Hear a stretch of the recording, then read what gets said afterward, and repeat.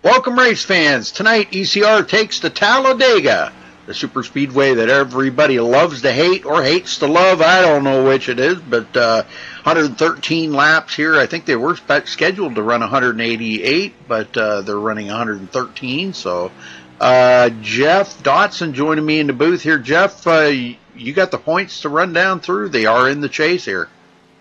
Yes, they are. Brian Wilderson is your current points leader with 3,084 points.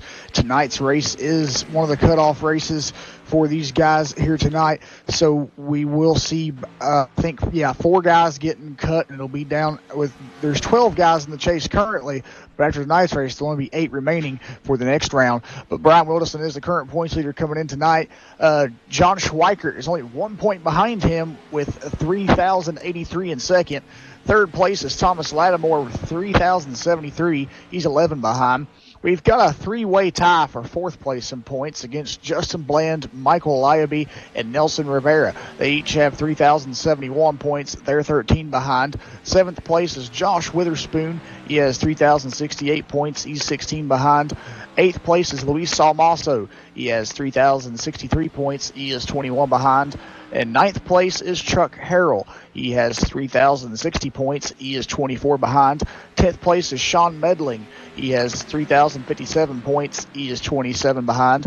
11th place is Matt Moritz. He has 3,051 points. He's 33 behind. And 12th is Kurt Quist. He has 3,047 points. He's 37 behind. So it looks like Chuck Harrell, Sean Medling, Matt Moritz, and Kurt Quist are the 4 drivers in those bubble spots tonight that have a possible chance of getting pushed out. Oh, man. Bummer for them. Wow. Well, folks, we got about 3 minutes left in practice here before qualifying starts, so make sure you got your snacks in hand and ready to watch the race here with us. A little different look here tonight. Apparently, iRacing with the patch they put out the other day kind of messed up everything. Trading Paints is not working, and neither is IRTVO, so we're using ATVO, which seems to be working at the moment. And we'll keep our fingers crossed, and hopefully it lasts the whole race long. But they're supposed to be putting out a patch on that for that Thursday, I guess. I don't know. That should have been top priority this morning when they walked in the door, but unfortunately it's not a priority to them, but it is to us.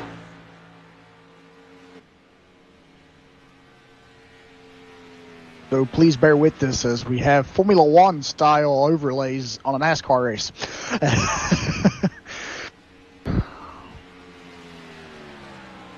Yeah, it's supposed to be Thursday, but you never know. I know I'm supposed to do some World Cup broadcast Saturday, but if I don't have IRTVO, I won't be doing it. I can guarantee it. They'll be getting an email saying, "Nope, sorry. No can do. We can't fix it. I can't broadcast it." So they'll have to get it fixed if they want their races broadcasted Saturday.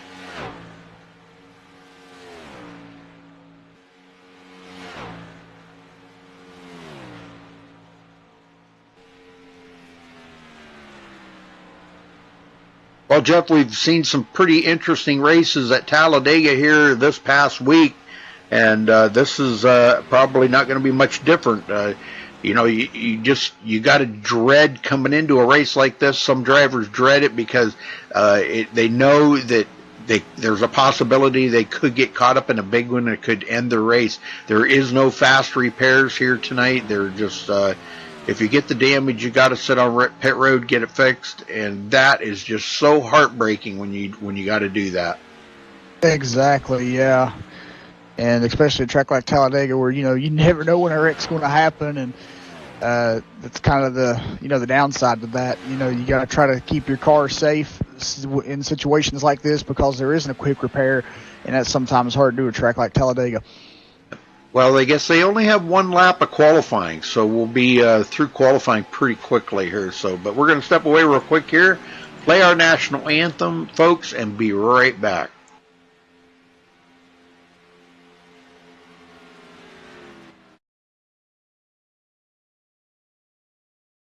we take you down onto the track for our opening ceremonies.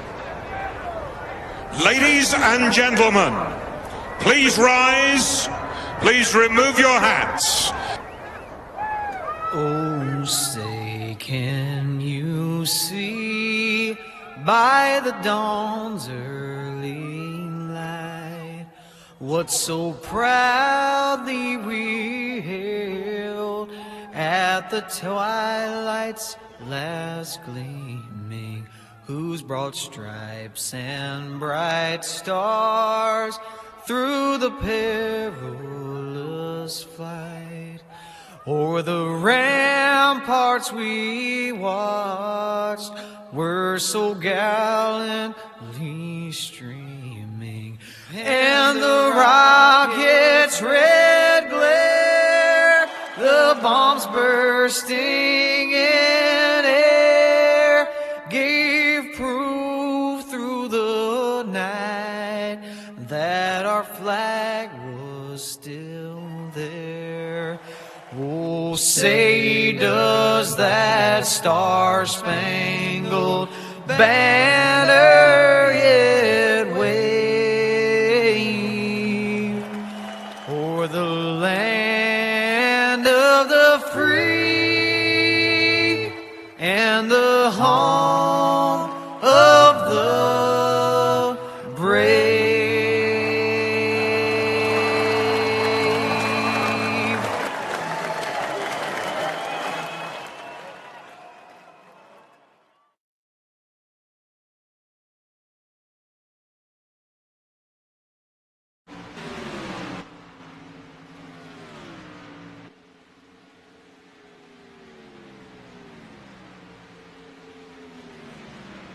All right, we're back here. Nobody's turned in a time as of yet. We haven't seen it.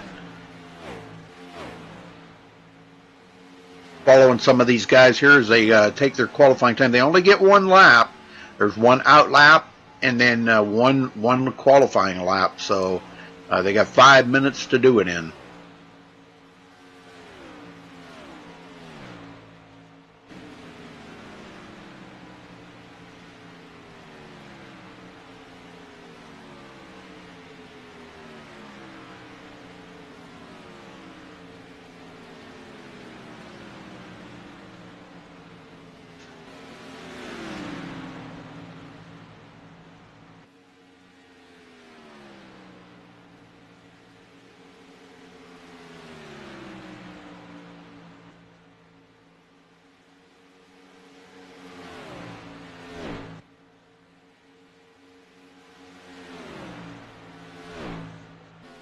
So far, 15 drivers have put a lap in, and John Schweikert is on top.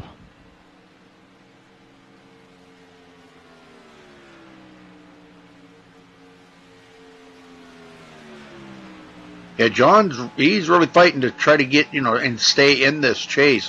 I don't believe he's in danger of losing it, but if he does have a very, very bad finish here tonight, that could knock him out of the chase, or at least put him way back there, and he'll be low man, after tonight.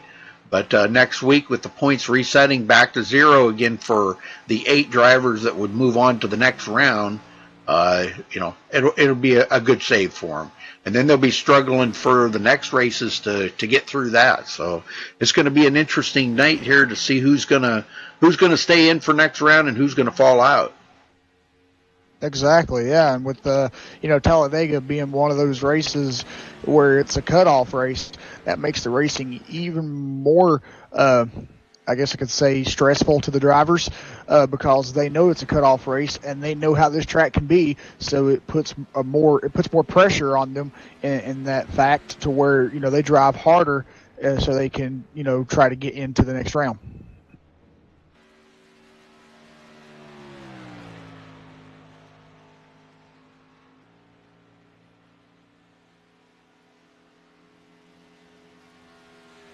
Telling me anything.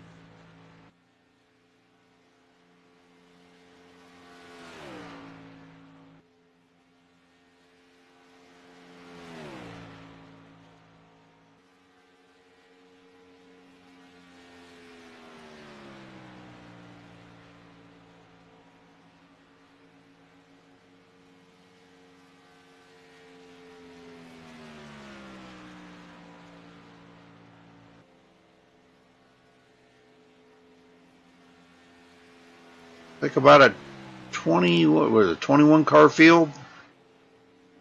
21 cars did take a time, and looks like 3 didn't. All right, very good.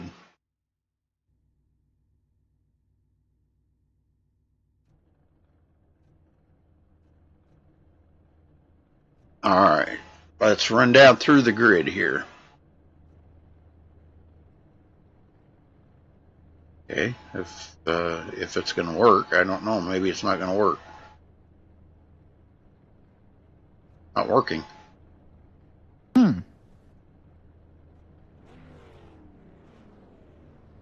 Nope, not working. Ain't that just lovely? Well, I guess we'll do it the old-fashioned way. Starting on the pole, John Schweikert with a 50.182. Congratulations to him for grabbing the pole. Luis Almaso will start second. Brian Wilderson third. Tony DeGennaro starting fourth. Michael Leiby fifth. Matt Moritz will start sixth. Doug Hess seventh. Thomas Lattimore eighth. Scotty Brown starting in ninth position. And Michael Guidry rounds out the top 10. Jeff? Yep, Chuck Harrell will start 11th tonight. Justin Bland in 12th. Jeremy Rubin will start in 13th. Chris Steele in 14th. Tony Diamond will start in 15th. Josh Witherspoon in 16th. Sean Medling will start 17th. Kurt Quist in 18th. Joey Stats 19th. Anthony Thitchner in 20th. Stephen Massey 21st, the last one to take a qualifying time. Kim Worley 22nd. Nick Olson 23rd. And I believe he's the one that rounds out your field because I believe Jai Hatterick is admitting this race. I believe you're correct. Yes, sir. Well, thank you very much. Ever since that's not cooperating, we just got to do it the other way. That's funny how it wouldn't work, but oh well. Yeah. Computers. Yep. That one little thing's off. It doesn't know what to do.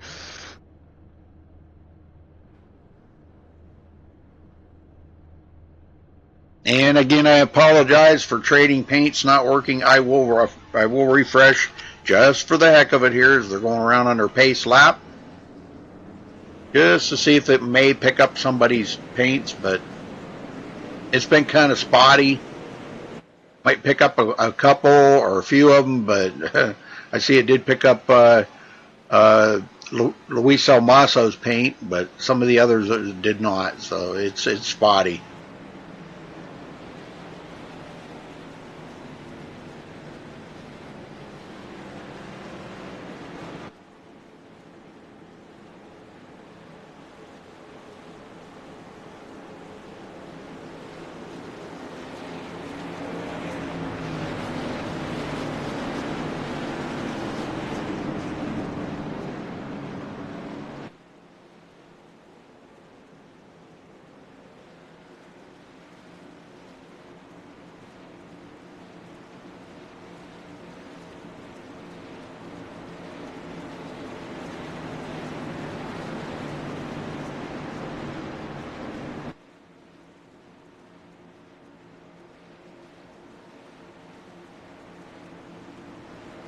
Well, Jeff, you want to have the honors to get them going?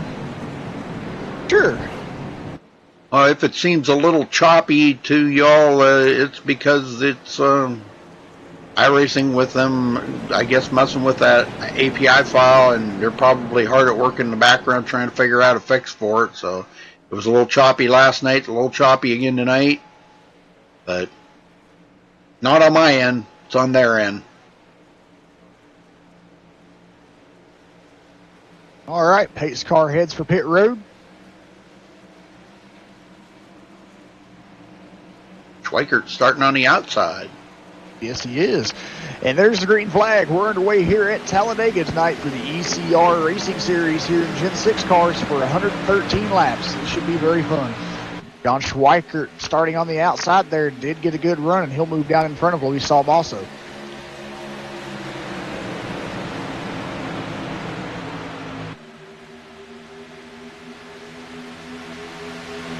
Brian Wilderson, boy, they're already getting nose to tail here. Tony D drives right in behind him, and now, he's following suit. He's going to drop down to the bottom. Thomas Lattimore.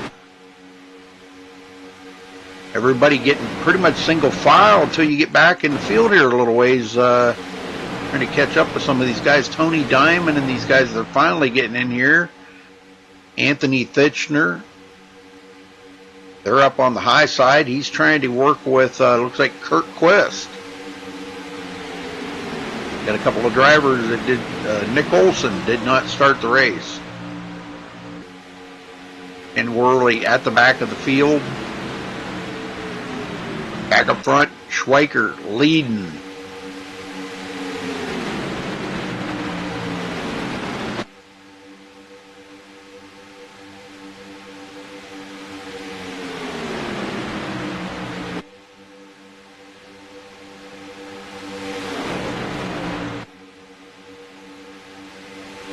We saw him also up here on the high side. He's trying to get something going up here, and he's trying to get out in front of John Schweikert. Yes, he is, and it's looking like he may come to the line here. I'm not sure if he's going to get to lead this lap or not. Yes, he does. He will collect a bonus point for leading a lap. That'll just help him in the chase. Yes, it will.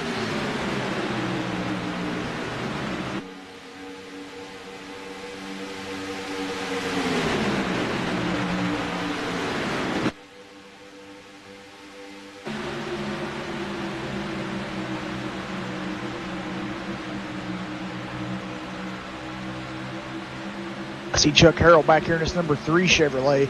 He started 11th tonight. He's currently running in 8th position. He is currently in the bubble spot, so he needs to get a good finish tonight here at Talladega in order to move on to the next round of the chase. Yeah, he's back to 10th. And dropping. He just went to 11th. Yeah. This is Michael Guidry drove by.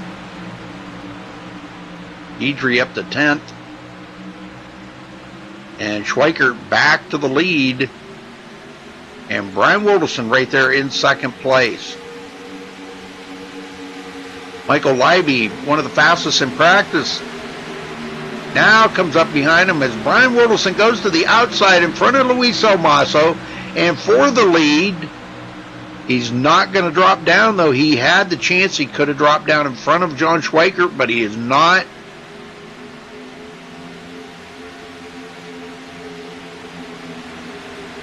Well, they're racing it up already. Yeah, it's like last night all over again with all these lead changes. Yeah. The race.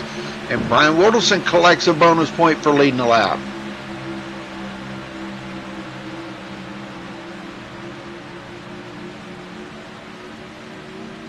Lattimore on the high side there, right behind Luis Almaso.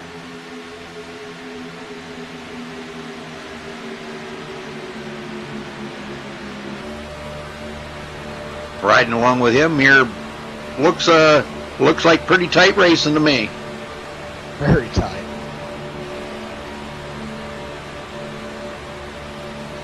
Don't know what quite happened to Josh Witherspoon. He started 16th tonight, and we've seen him up as far as 12th at the start of this race, and now he's all the way back in 22nd, last on the racetrack, 7 seconds behind. Yeah, something drastically happened there. He must have had a moment there, a little bumping or something going on. And we got a second pack back here as well. These guys are quite a ways back, led by Sean Medling. And another one that got split off is Chuck Harrell. He's losing the draft. Yes, he is. He's lost the draft to that front pack, so he'll be falling back pretty close here. Sean Medling will be picking him up in a minute. These guys are coming up on him with a pretty good head of steam.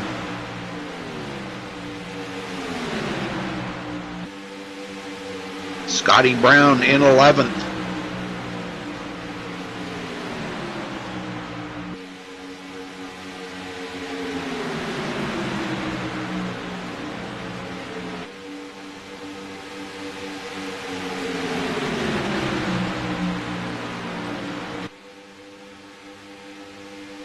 Tony DeGennaro taking up the second spot now and right in behind John Schweikert as Michael Leiby starts working that high side. Now he's up there in front of Thomas Lattimore. Those two looking to try to get something happening up there. Lattimore's going to go to the outside. leave Libby going up the middle by himself. Now he may be getting some help. We're going to see 3 wide here. Yeah, looks like the number 38 car, Michael Guidry, will stay in the middle here and try to help Libby out as we got some cars forming on the high side too. Wow, this is just nuts going 3 wide this early. Yeah, it is. Well, that bottom line's prevailing because they're pulling away. With them guys racing side by side back there, they're just pulling away now. Yeah, these guys racing really close side by side. He's doing the middle on the high side here. And that's really, I think, upsetting the airflow on these cars. And that's why it's allowing the low side to attain a better field out front. But they've also got more cars on the bottom, too.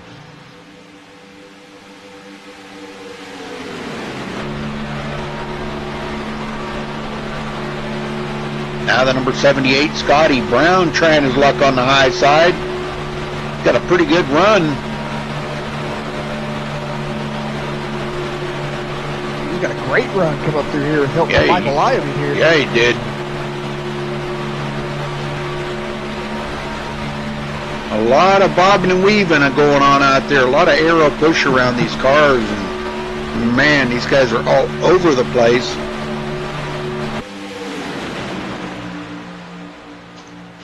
I think Michael Libby's car just a little too squirrely for his comfort right there, and he had to push up the track a little bit, but he saved it, and he got back down into the line with these guys.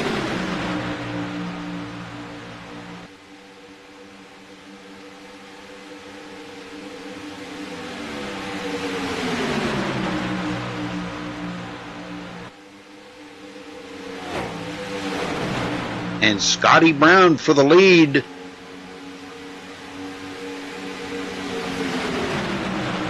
And they're coming up on the, was that Josh Witherspoon? No, sorry about that. No, that was, that Kurt, yeah, it's Kurt Quist.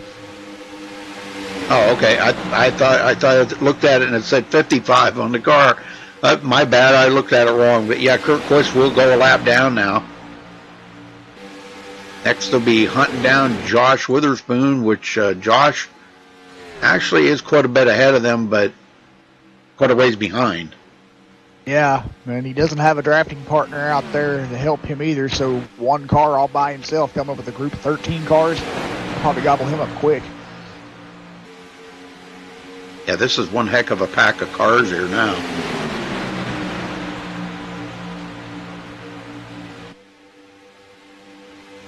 Man, just the 3 wide racing they're doing here with the all these lead changes we're having as well, because John Schweikert's back in the lead now.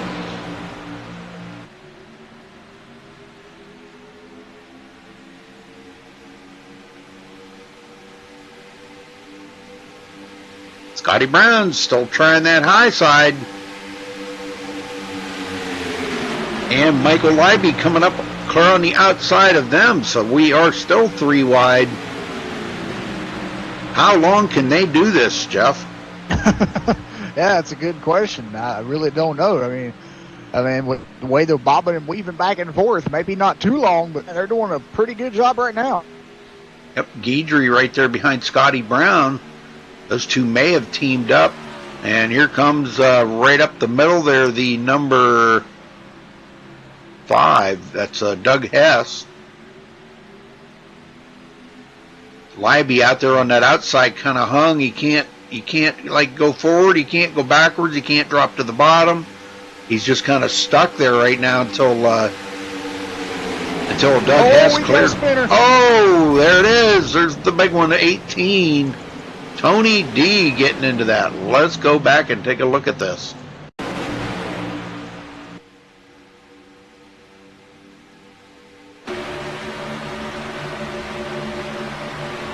Lattimore right there is going to clip Tony D. Just coming through the tri-oval is all it was. And looked like Tony might have drifted up. Lattimore stuck his nose in there and then come up and caught Tony D right there. So, interesting.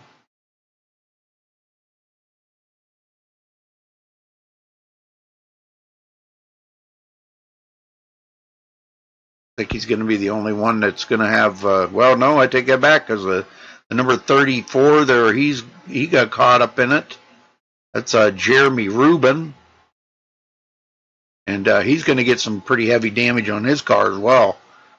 Yeah. Man, tough break to have a wreck like that happen with just 12 laps complete. And everybody on pit road. Well, a few of them. But coming to pit road is the leaders, John Schweikert and all these guys.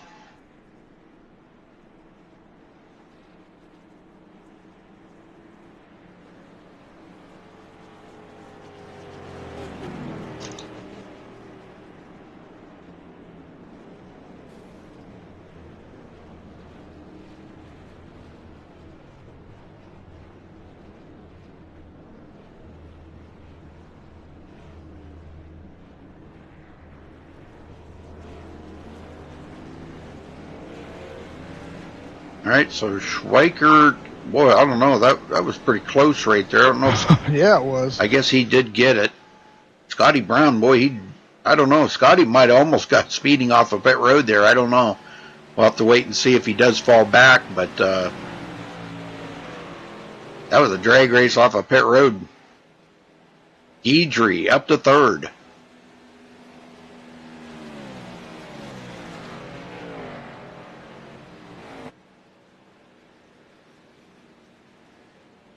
Chris Steele fourth. Thomas Lattimore fifth. Doug Hess sixth. Michael Leiby seventh. Brian Wilderson eighth. Stephen Massey ninth. And Matt Morris will round out the top 10. First caution of the race. I guess I'll have to mark these down because I can't. This doesn't keep track of cautions.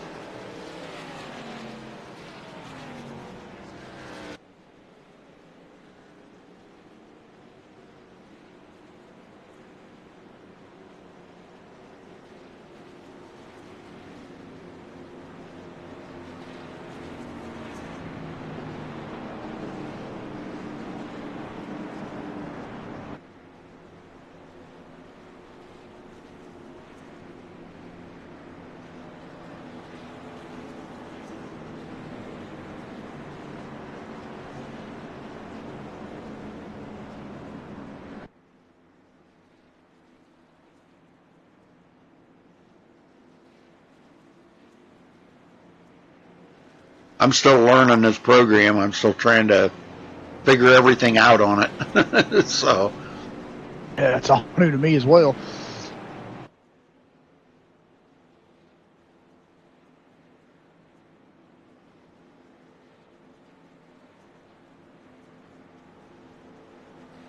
doesn't seem to like change anything here. I'm trying. That's a little better, but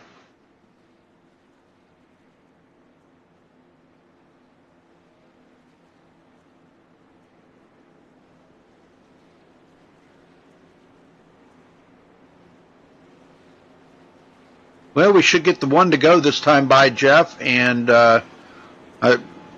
sorry, to the viewers there, I may be a little distracted. I'm just trying to learn this ATVO here. It's a little bit different than IRTVO, so if I sound a little distracted, it's because I'm trying to make sure that I'm putting out the best that I can with the program here for you all to have this information. So again, I apologize.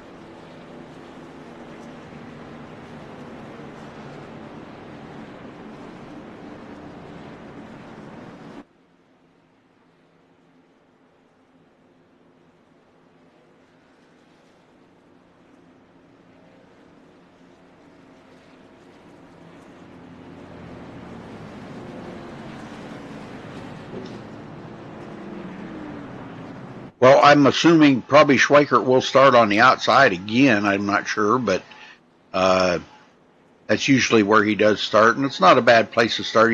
He can jump the field and get right back down to the bottom.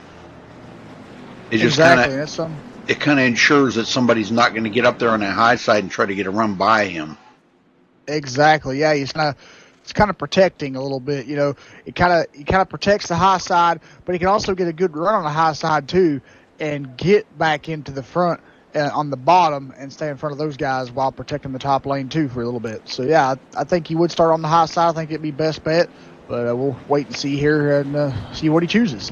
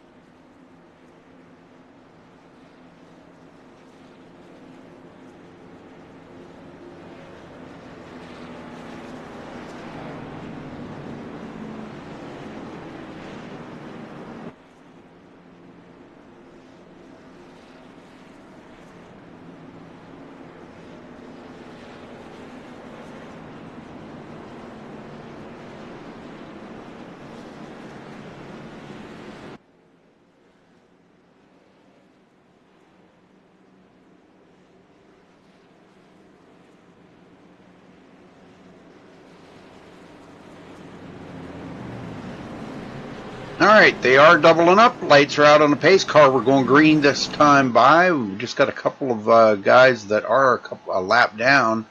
Anthony Thitchner and Tony DeGennaro.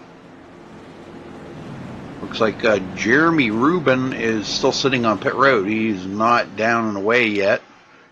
I think it was just a little bit too much damage, and he's going to try to get it fixed up.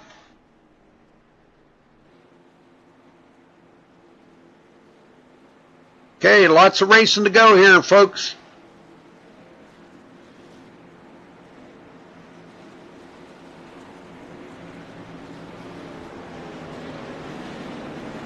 Hey, James, how you doing? Hopefully everybody's doing all right there in chat. We'll get through this with the ATVO tonight. Hopefully they'll have this that patch fixed Thursday, and we'll be back with our IR TVO. At least I hope.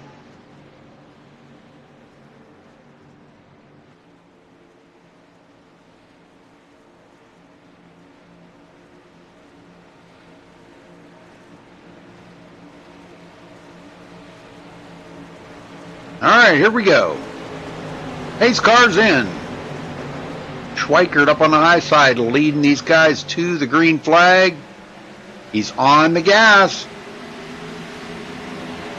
Chris Steele goes right along with them. The two of them may drop down in front of Scotty Brown here together. They're going to have to do it quick if they're going to do it. And there they go. They finally drop down in front of Scotty Brown. Scotty goes back to third, Guidry fourth, and Thomas Lattimore. That rounds out your top five right now. We've got some guys that may be looking to the outside. It looks like Doug Hess may have taken to the outside looking for some help. Wow, look at that line following him. A lot of them come up there. He drops it back down. They're all diving back down. Yeah. Brian Wilderson, our points leader, in seventh.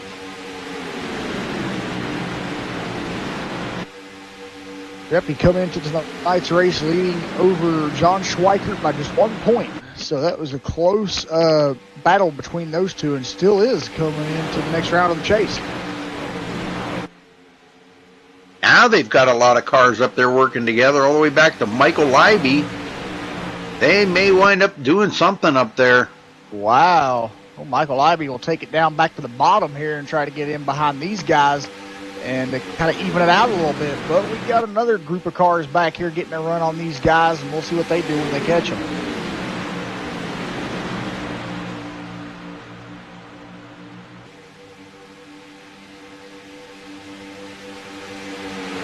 Got Stephen Massey in it, Tony Diamond, Ken Worley. And then it's a little way back to Luis Almaso. He's kind of lost the draft from that pack, but he'll get picked up by this pack that's right behind him here, Joey Stats, bringing another pack along with him. Chuck Harrell getting hung out there on the outside. Now falls in behind Kurt Quist.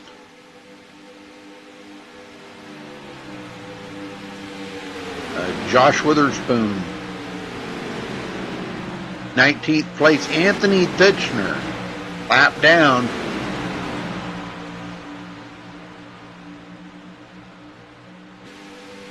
And the front pack did catch the number 34 car of Jeremy Rubin, and they'll put him another lap down.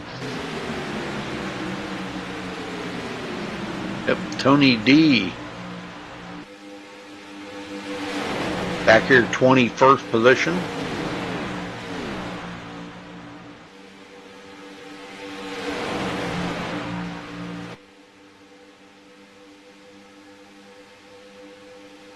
Lots of changing positions out here right now.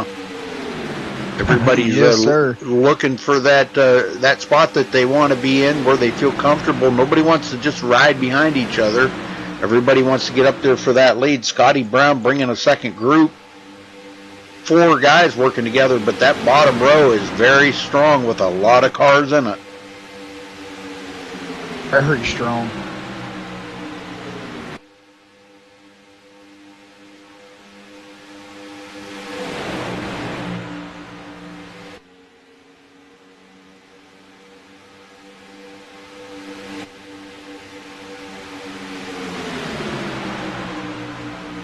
Schweikert continuing to lead.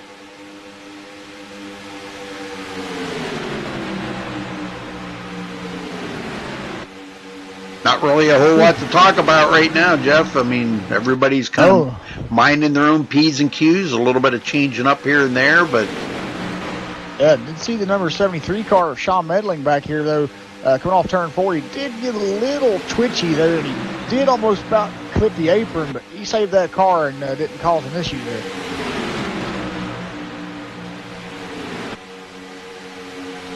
That's one thing you don't want to do here is catch that apron. Boy, that will just upset that car big time. Yeah, even at Daytona, too. If you're at Daytona or Talladega, and you're racing in a pack like this, and you clip that apron, man, that's the big one brewing right there. Luis Almaso getting caught up by Joey Stats. Right behind him, Justin Bland back here, Kurt Quist. Guys in that second group. Well, Jeff, I was thinking maybe we ought to do a little crank it up. What do you think? Let's do it.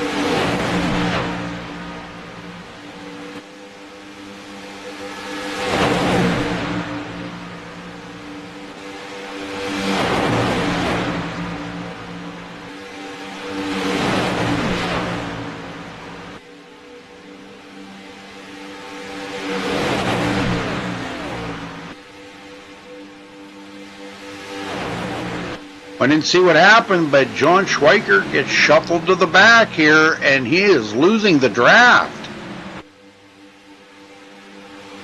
Something happened there. Must have been a little bump or something that caused him to lose that.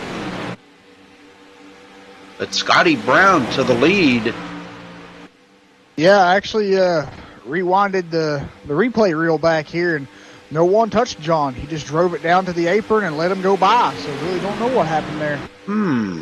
Interesting. Yeah, now he's lost the draft, and the other pack back here, the second pack, they're catching him. And that's being led by Luis Salmaso. Could have been by design. I really don't know. He could have might have not, felt comfortable racing up there with those guys right now. And he said it's a long race. I might want to save my stuff. Then again, something could have went wrong with the car.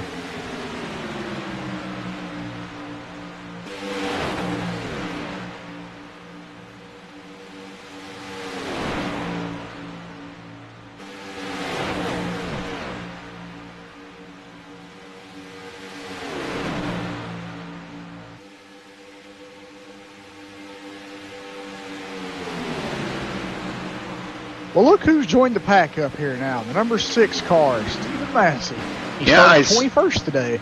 I was just looking at that because, it was so much fun having him in the booth with us here a couple weeks ago, Jeff. It was just a blast, I kind of miss that. I mean, he was good company for you and I, and he was very, just a wealth of information. And I know he enjoyed it just as much. And here he is looking at the lead, battling it up with Scotty Brown right now. Hasn't led a lap today, and he may try to lead this lap. Yes, I think he will.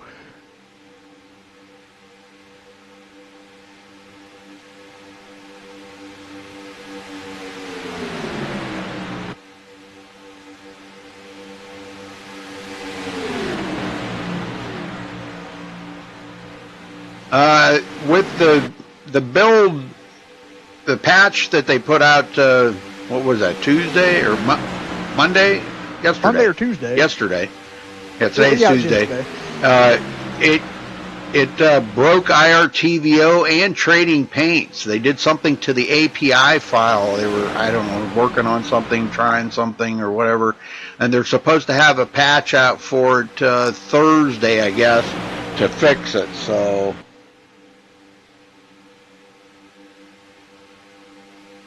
yeah, it was they were messing with the API file, and that's where IRTVO and Trading Paints pulls all of its information from, is in the API file. So it was some line of code that they put in there I don't know, they were working on something. They explained it. It's in the forums in the one thread there where David Tucker was telling about what he was testing, and put that line of code in there.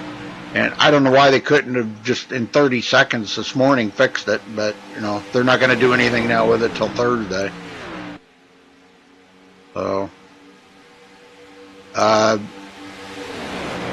won't be broadcasting tomorrow night, but we will be live here on MaxSpeedTV. I've got Robert Riley from MaxSpeedTV 2 will be covering the broadcast tomorrow night because I will be in the race. I'm going to try my hand at it. Yeah, DW12s at Michigan. I love it. Sounds like fun. So tune in. You gonna be on team? Tune in here tomorrow night, folks, and watch me race. Oh, we got one into the wall. Ooh, Stephen Massey, hard. Michael Guidry and Stephen Massey. Oh my! Let's go back and take a look at this. Trying to find a good camera angle here. I'm not sure who started it, who caused it, or what, but watching Michael Guidry. Oh, right there, yeah, it was Stephen Massey. Oh my!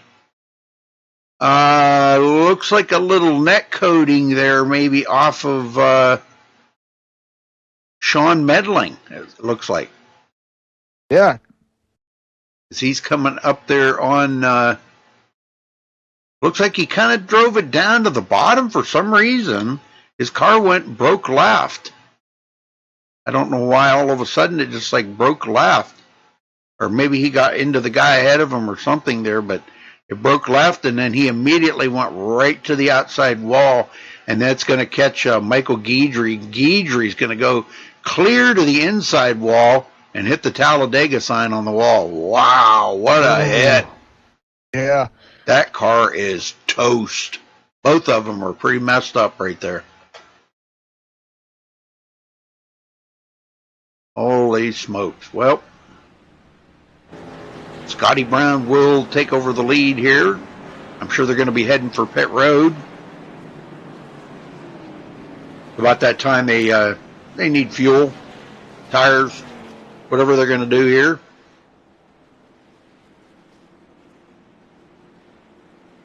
Second caution of the race here, Jeff. Yep, and it's 32 laps complete, so still plenty of racing to go. I don't think we've seen that last caution yet. I think there's going to be more coming. I think you're right.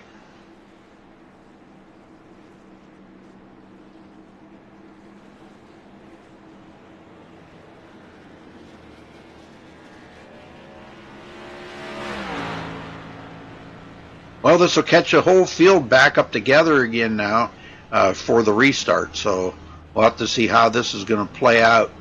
Schweikert overshoots his pit, bumps the wall, has to back up. It's going to be costly for him. He didn't need that, right now. Oh. Scotty Brown. That was. Scotty Brown will get out first. Good racing off of pit road.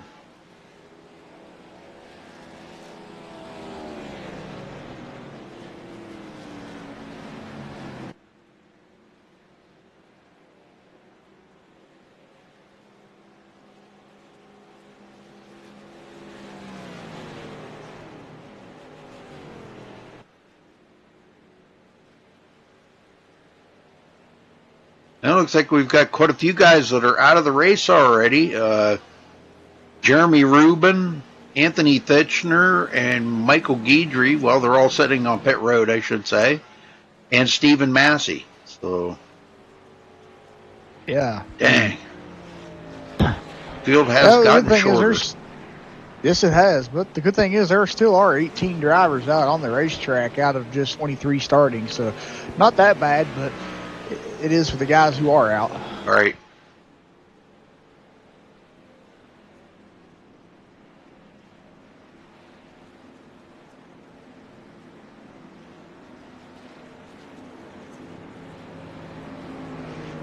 Well, early last night, it seemed to work, okay? Trading paints wasn't working at first, and then all of a sudden it started working. But then when I went to do my second race later on in the night, I couldn't get IRTVO to even start up. And I've tried it several times today, and it won't even start up. And trading paints, I've refreshed and restarted the program. It's just not working tonight. It might work for a couple of cars. It might just happen to pick up a couple of cars out there. But that's about it. I think it did pick up Lattimore's car. Looking right here. It picked up his paint. And I think it picked up Luis Salmaso's paint. Yeah, I did see Luis's on the stream, yeah. So, it's about the only ones that it picked up. Everybody else's has got their stock paint schemes on it. So it's just so spotty and iffy, But it is weird. Yes, it is weird. And it's just how that API file controls the information that we get. I don't understand it. The API is way beyond my knowledge. So yeah, mine too. Yeah, I'm not a rocket scientist. I'm just a broadcaster. And race car driver. And we'll see how good I'm going to do. I don't know. Hopefully you guys tune in here tomorrow night and watch me race. Robert Riley will be broadcasting it right here on this channel. He's going to get the link and broadcast to my channel. Now, you necessarily can't push an Indy cars, but I'll try my best to push my friend Rudy to the lead and get him a win. Hey, there you go. I don't know if you could Well, yeah, you can push a little bit with them things if you're kind of careful. Yeah. And if you draft just right, you can get a substantial amount of speed.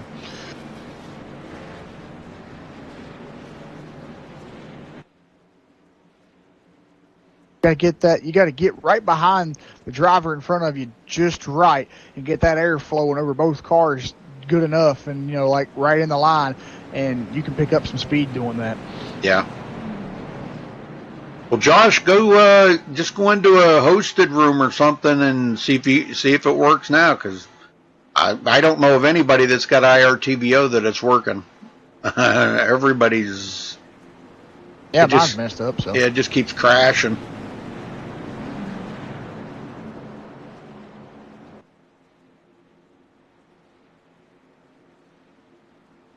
Ooh, said somebody blinked out there. I think it was Thomas Lattimore. He just blinked out. He was gone. All right, well, get him going here, Jeff. Your turn. All right, we'll do. And we're restarting on lap 36, folks, out of 113. So we got lots of racing to go. Thank you all for joining us here tonight. We appreciate that very much. Don't forget to like the video there, folks. Give us a thumbs up on the video. And don't forget, if it's your first time here, do subscribe, please.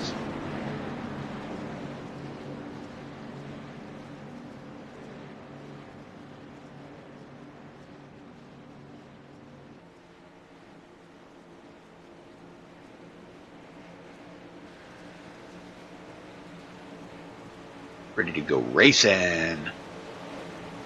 Yes, sir. Talladega. Base car heads back from pit road.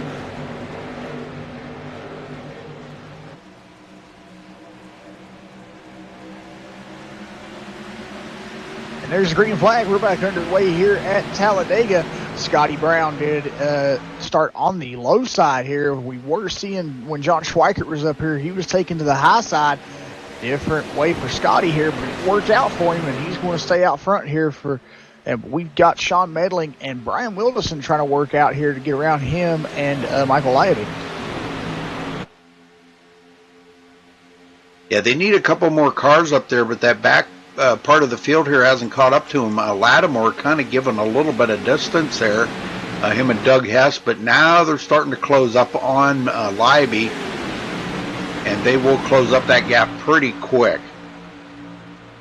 Well, once you catch that draft, it's just like kicking the turbo in on it. Yeah. Man, it just catches right up to the field. Doug Hess takes to the high side now, and Sean Medling will go for the lead. Trying to.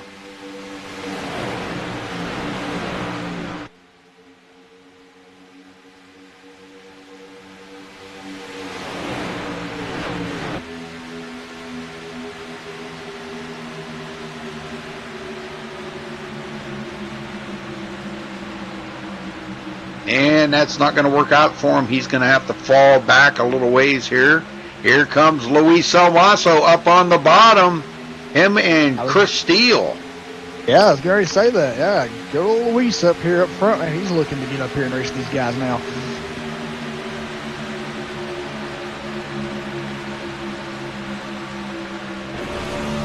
Here comes Ken Worley, too, on the outside, the 99 car. I see that. Man, he just power driving it up through there. Yeah, he started 22nd today. Good run for him. He's now that the field's caught up here, these guys, we've got some different guys up front there with some of the other guys that were up front. John Schweikert, Tony D, Kurt Quist, these guys were up front. Now they're toward the back.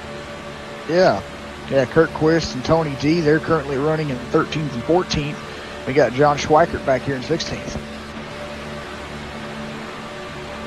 He's still hanging on to the draft here, though, and he's doing quite well. He comes up on the back of Tony Diamond.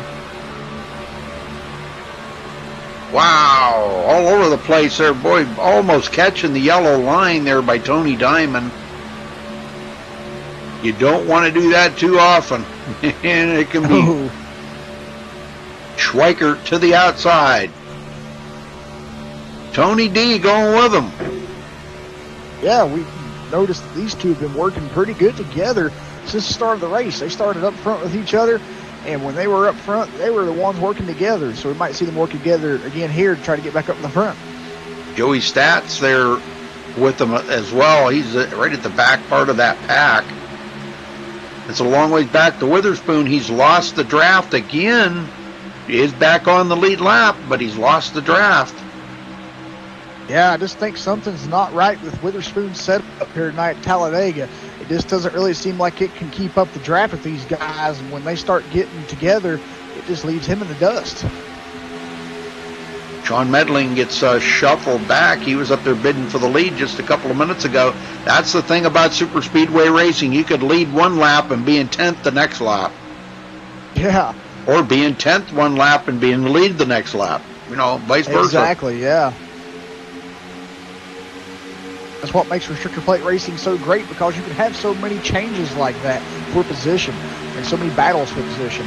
And like I said, you know, coming from last night's race that we did at Talladega, this race is looking like that with the lead changes we're having here. Just a lot going on up front. These guys doing a great race.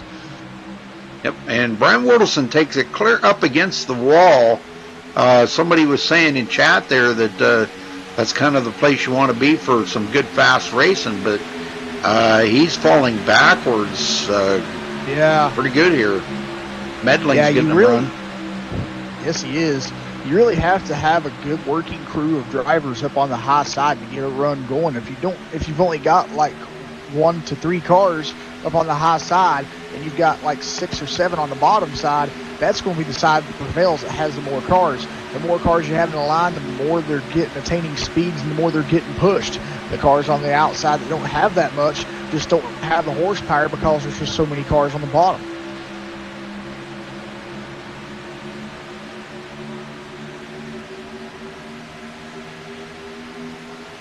Yeah, I don't think this speedometer thing's working right or something. It's showing them hitting the brakes and stuff, and I know they're not hitting the brakes. Oh, you wouldn't do that at the restrictor plate track. No, and I mean, they could be dragging the brakes just a little. Could be. Yeah, you know, that's sometimes that's what these guys do. They do kind of drag the brakes a little bit, so the guy behind them can give them a shove. Because I think that's what Scotty Brown's doing right now. He's trying to keep Michael Libby right on his tail.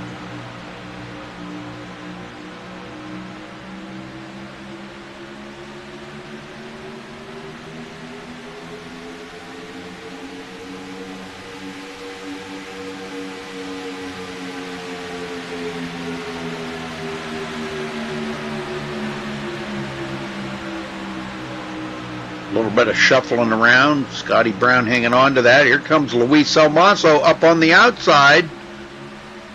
And Matt Moritz up with them. Matt's on the bubble. One of the guys that's on the bubble there to try. He may not make it into the next round in 6th place. Wilderson, our points leader, right behind him. Doug Hess coming up through the middle. I can remember a long time ago, Jeff, that, boy, if you went up the middle, we used to call it the sucker hole. Because you could go up through the middle between 2 cars, and it was just like you had 10 more horsepower than anybody else, man. You could just fly up through the middle. Yeah, exactly. And while you were talking about that, I did catch out of the corner of my eye, there was a car that went down pit road at lightning fast speeds. It was Tony DeGennaro, and he does take his car behind the wall. But we've got quite a few guys out. 5 guys out now. Jeremy Rubin, Anthony Thitchner, Stephen Massey, Michael Guidry, and Tony D. Oh, man. Yeah. Dang. Yeah, Michael Guidry, Jeremy Rubin, Stephen Massey, and Tony D out of the 4. They're the only ones that actually did take their car behind the wall. I believe Anthony Thitchner and still sitting on pit road. Yes, he is. So, not out, but he's off the track. Right. Schweikert right behind Doug Hess. He's trying to get back up to the front. Yeah, we've seen Schweikert there a couple of laps ago there. He just hopped down to the apron, didn't get in contact with anybody. Really don't know what happened there. After that issue, he's trying his way to work his way back up to the front here. Yeah, and they're going to go 3 wide again. Doug Hess takes it Yes, clear to they the are. outside wall. And boy, look at the move they're making up through here. Man, this is some great racing by these guys. Keep it 3 wide the way they have been. Yeah, and then 3 wide back in behind these guys, too, back here with Joey Stats, Brian Wilderson, and Kirk Quist. They're 3 wide back here. Ken Worley. So, man, we're seeing 3 wide back through this pack. Yeah, 15 cars are in this pack. We've got the car that's in 16th place, Tony Diamond. He's 4 seconds back. And then Josh Witherspoon is in 17th. He's 17 seconds back. And Josh is just praying for a caution right now. He wants to get caught up with these guys. Boy, Scotty Brown's out here on a mission tonight to try to lead the most laps, I think. And I think he's going to wind up getting it. Yeah.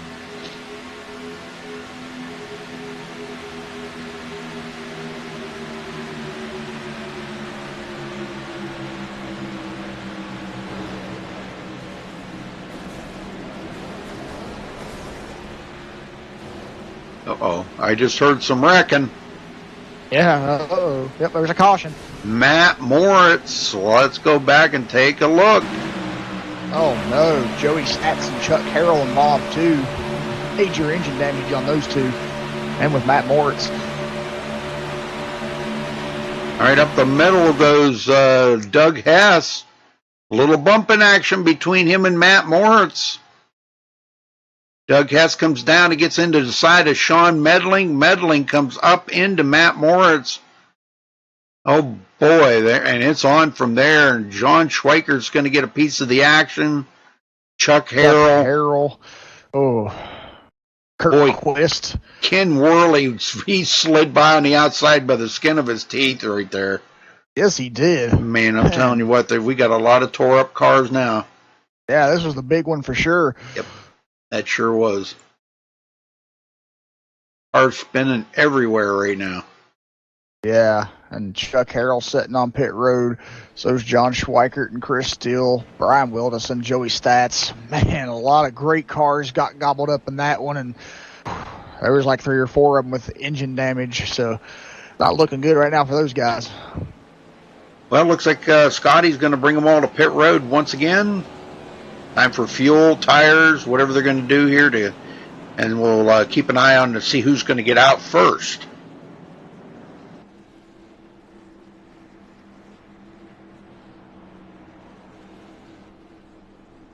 Yeah. Pit road's looking like a junkyard right now. Yes, it is. Well, this is, the 3rd caution of the race. Yes. Hey, Brandon, how you doing? Brandon Kreutz in chat says, hey, Jeff and Rudy. Hey, Brandon. Oh, I just got poked. John Schweikert. Pull me in, bro.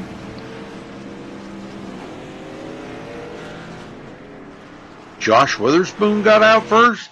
Wow. I think he did, yeah.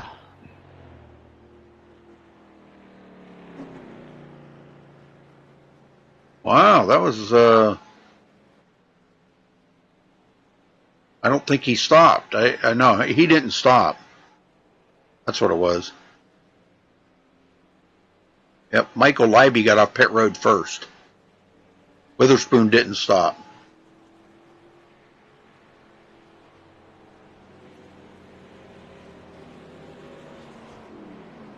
Lattimore 3rd, Ken Worley 4th, Luis Almaso 5th, Tony Diamond 6th place, Sean Medling 7th, Scotty Brown, bad pit stop for Scotty, gets out 8th, Doug Hess 9th, and Justin Bland, just now coming off pit road, will be 10th. From there on back, everybody is on pit road with damage. Man. Well, that did put Michael Leiby out front now that Witherspoon is pitted. Yes, sir.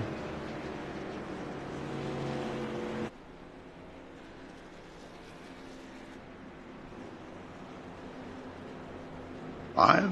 Yeah, I'm live. Okay. Yeah. Weird. Hey, John, how you doing? Doing pretty good. How you doing, Jeff? I'm all right. What happened there? Just looked like a disagreement for real estate between a couple of drivers, and then all hell broke loose. Yeah, man, tough break. Well, with the damage assessment here, what do you think? Looks like getting back out on track tonight. Looks like this thing's going in the crusher. That's what this thing's looking like. And tough break. You know, we had a really good super speedway car all 3 prior races, and this one was really strong too. It was fast out front, and I just went back to go help Luis because he's kind of on that bubble spot, and he got separated from that top draft, and then, you know, it's just an uphill battle, and just put myself in a bad spot is all. Exactly, yeah. Well, you were only 1 point behind Brian Wilderson coming into tonight's race here at Talladega. How do you think this hurt your chase efforts? Well, it didn't because I won last week at Kansas. That's so, right. Yeah. So I get to move on to the next round. But I do want to say, you know, our good friend Nelson Rivera, he had computer problems, and it's just so unfortunate that he didn't get a chance to race tonight. He might even be out of the chase now. Oh, yeah. Didn't even. Glad you brought that up. I didn't notice he was away tonight. Yeah, I mean, when you get like beat or crashed in a race, that kind of sucks. But to have computer problems before you race, I mean, we all just feel for him. So if he's watching, man, we're just thinking of you. But how's the racing look out there tonight? I mean, because inside it was kind of fun. It looks great. Yeah, it looks great. I mean, it looks like it would be a lot of fun. But you know, what we were looking at was these guys taking it 3 wide, and even early they were doing the 3 wide thing. And you know how that goes, John. You know, you kind of want to get in the line and ride for a while, and maybe run down half of the race before you start doing that stuff. But everybody wants to get up there to the front. Everybody wants to be the leader, and that's what causes these cautions. Well, you know, another thing I think is because this is an elimination race, people were skeptical of being behind everybody, so they were trying so hard to get up to the front so they could just try and ride in the top couple positions and just making some aggressive moves from early on. Yeah, but the thing you got to think about is that, you know, you got a lot of race to go. You know, I mean, this is Talladega, and I mean, you guys are not even quite halfway yet, and we've seen 3 wide many times and for quite a few laps, you know, and things get a little hairy up there sometimes when you know, all it takes is somebody to bobble a little bit, and boy, you can take out a bunch of good racers, and I think that's what happened here just a few minutes ago. It took out a bunch of good racers. Yeah, it sure did, but I mean, it's going to give somebody like maybe Leiby or Luis or, you know, Lattimore a chance to move on into the next round. Yep. Well, you know, so I mean, it's just it took out a bunch of good cars and opens up opportunities for those guys. That's true. That is true. Yes. And we wish all of them good luck out there. I mean, I always wish you guys luck, you know, before the race, and boy, they need it out here right now to try to stay alive for the next round. So, all right, well, we're going back green right here. Pace car heads into pit road. Michael Leiby, Thomas Lattimore on the front row, and Leiby starting to hit the gas. There's the green flag. We're on our way back green here, folks. Ken Worley slips right into second place.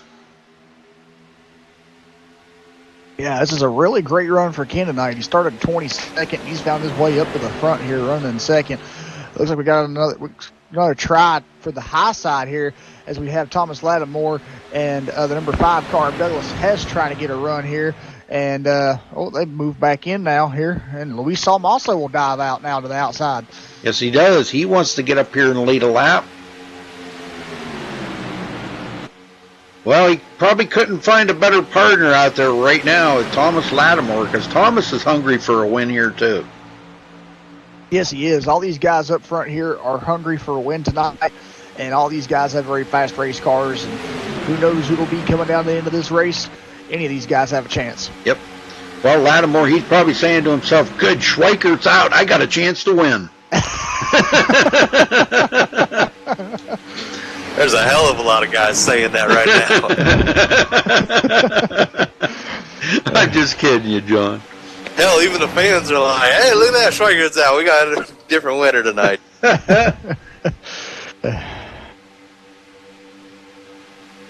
Hey, but the good thing was, since you already did have that win from last week, this didn't hurt your chase efforts any. No, it sure didn't. And that's why I put so much into that Kansas setup. That way, just this week would be really easy. I mean, nothing's a given, but, man, it was a lot of work. Anthony in chat. Well, thank you, Anthony. That means that means a lot, man. That's great. Yeah, saying that we're badass. That's pretty awesome. He said, I'm in chat with a friend, and he says, I quote, "Damn, these guys are badass at broadcasting. They could do ESPN. This is better than college broadcasting. This is badass." That's cool. Well, sorry you had a bad night there, Anthony, but well,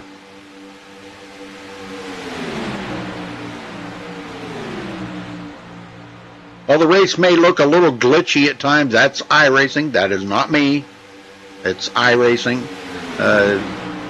John, they messed up the API file, so our IRTVO is not working. Trading Paints is not working. Yeah, I saw that. I was just looking at your broadcast too. You know who's having a really good run right here and keeping themselves out of trouble? Tony Diamond. Oh yeah, I know it. We've been watching him. Yeah, he's doing quite well.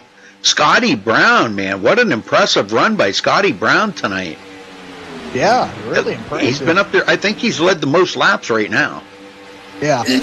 Yeah, he's a fill-in driver for me this week, and I threw him exactly the same set I was running, and man, what an just impressive run for him tonight. Yes, very much so. Justin Bland, this is a good reprieve for him. Josh Witherspoon now back on the lead lap. This is a good reprieve for him as well.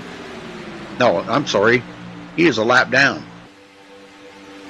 Yeah, he's a lap down. Sean Medling is also a lap down. If I'm reading this right, I'm still trying to learn this ATVO, and I guess I'm not understanding why ATVO will work when it pulls from the API file, but IRTVO won't work and it pulls from the same API file. I don't know. It's mind-boggling. Luis, yeah, it is. Luis to the lead. Yes. And I'm pretty sure Luis is our spring winner here at Talladega. He's always shown a lot of speed at these plate tracks. Yeah. Let's take a look and see. Let's go to the schedule here. Talladega for the I think spring. you're right. Well, that does sound right. And he is right. Yes, Luis is in the spring Talladega Wow. What a memory on that guy. Wow. I'm here for more than my good looks, Rudy. Well, it's a good thing you're here for your memory, because I don't know about your looks, but kidding. And the other interesting fact behind that is that's the only win for Luis this season. So if he can pull out another win here tonight at Talladega, he'd take the Talladega sweep. Yes, sir. And if memory serves me right, it was a last lap pass that he put on everybody down the backstretch and then held it off all the way to the line. Man, if that's the case, it really is a good memory.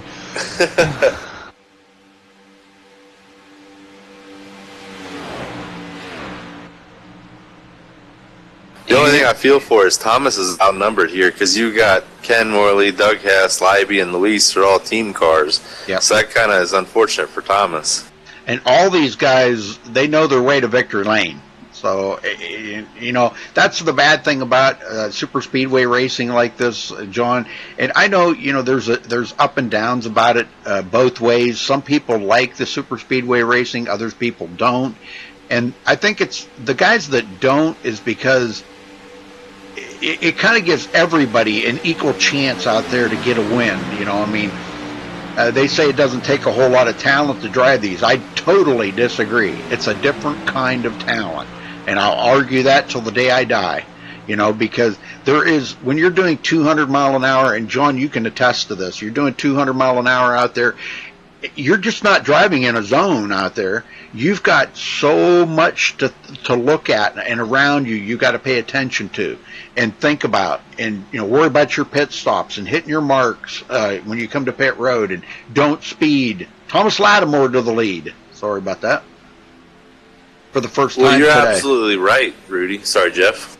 It's a total different environment than it is on a short track or a mile and a half or anything, because I think there's more for the driver to do at a super speedway, even though he's just got his foot to the floor.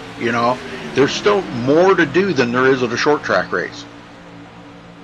Exactly. I mean, as I talked about last night in the race here, we've seen some guys side drafting. That plays a factor here too. With that side drafting, if they do it just right and correctly, they'll on the high side. If the guy that's on the low side is the one that's coming up, side drafting with the guy on the high side, he'll get that air movement on the car on the high side just all messed up, and that air will kind of push up over the car and go over the rear spoiler from the side of the car and start giving the car some drag and reducing the speed. So, I mean, there's a lot to just put into, play here at a restrictor plate track than, you would normally think at a short track or an intermediate style track. Well, and the leader has a lot of work to do. I mean, when you're out front, you're not just holding that thing wide open. You got to watch the runs, and, you're backing up to the car on the inside, and you're also worrying about making sure he's not getting hot. So you're trying to keep that gap, and then when the outside comes, you back up to him and try and time to get a good run down the straightaway to shoot back out in front of him. So you're really working inside that car. You're not just holding it wide open and see what happens. Exactly, yeah, because, I mean, I've even been in some races at Talladega where, you're running, having a good run on one lane, and all of a sudden somebody checks up in that lane, and you got to be on your toes to make sure you don't rear end the guy in front of you when they start checking up for the guy in front of them and stuff like that. So, yeah, restrictor plate racing is, it's fun, but it can be also stressful, too, at the same time.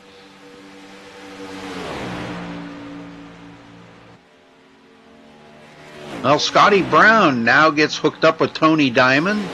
That's good news because now he's got a partner, and these guys are running about 5 seconds behind that lead pack. Yeah, and then back here behind these two, Josh Witherspoon, Justin Bland, and Sean Medling are all linked up on a 3-car pack here as well. Yes, sir. That's good news. Yeah, and when you said that you thought they were a lap down, Rudy, iRacing showing them on the lead lap. Okay, yeah, it probably is. I'm still trying to learn this thing here, and it really doesn't give you a clear indication of whether they're on the lead lap or not. I guess you just got to look at the ticker to find out, I guess. But, yeah. See, I don't know if there's no way to, there's no way to change it where it tells me any different. So I don't know. Yeah, I don't either. I've been looking at that too, and I can't find anything. Yeah, I was looking at where it says stint, but I think that's a stint that they've had since their last pit stop. Yes. I think that's what it is. I don't know. I think it is. But back up front, Doug Hess continuing to lead. Michael Leiby now in second. Lattimore kind of got shuffled back a little bit, but he's made up that ground, and he'll go back into third. Luis Almaso, which was out front just a few minutes ago, he will go back to fourth. And Ken Worley hanging on to the tail end. 5 cars still left in this pack up here in the front. Yeah, exactly. I kind of think, Ken Worley back here, I think he's watching how these guys are, driving up here, and he's kind of getting, their, style down a little bit and kind of know them, kind of setting them up. And we might possibly maybe see Ken, kind of try to pull what John said that Luis did at the spring race here. I think Ken's got a very fast car, and I think he's going to be here for the hunt at the end of this race. Well, Leiby went a little high there, and Lattimore slipped in. Leiby falls in behind him now. He may have been getting a little bit hot up there pushing on Doug Hess. Now Lattimore's turn to push him. And, that's not a bad thing. I've seen that work so many times, guys, and I'm sure you guys have too. If they just switch up a little bit, the guy in the front can stay there, but the best thing to do for him to do is when second place communicates to him that he's getting a little bit warm, he just shuffles himself and picks up the back of the field. And they just keep shuffling around like that, and they can continue to run, don't have to worry about getting hot, and run a full fuel run out and pit together. So it does work. Yeah, it really does. Yeah, but this pack is gaining a few tenths over the second pack every lap. So there's no real sense to even really be doing a whole lot of shuffling. It's just kind of riding and get down to the end of this race now that you have, half your field out. Yeah, and right now a caution would definitely tighten this field back up, and we could be right back in a 10-car battle for the win. But right now the way it's settled out, we got 5 cars up there, and then 2, and then 3. And these guys, these 2 here, I believe, if that third group back here, Josh Witherspoon, if they could stay in line here, they could reel in them, and they would be 5 cars working together there. And I think they could probably reel up that front pack. But the way it's going right now, they've got a long ways to go to get to that second group of Scotty Brown and Tony Diamond. And I'm almost certain they're going to have to make one more pit stop, and that could scatter everything around too. Oh, yeah. All it takes is that slip up. Yeah, what do you get, about 40 laps on a tank of fuel? I think it was about 40, 45, somewhere in that ballpark. Yeah. So they're going to have to pit one more time. Oh, yeah, definitely, yep. Yeah, I was going to look here to see when they were on pit road last.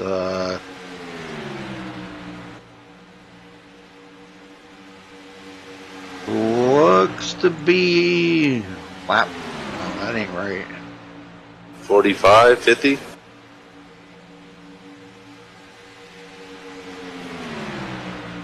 $30, 32, lap 32. Oh no, you're right. It was, yeah, 47. Lap 47 they were on pit road. 47 and 48. So they've only got 20, so they can run about another 20 laps. That'll put them at about the 88 lap mark, and that'll they can make it a one more pit stop.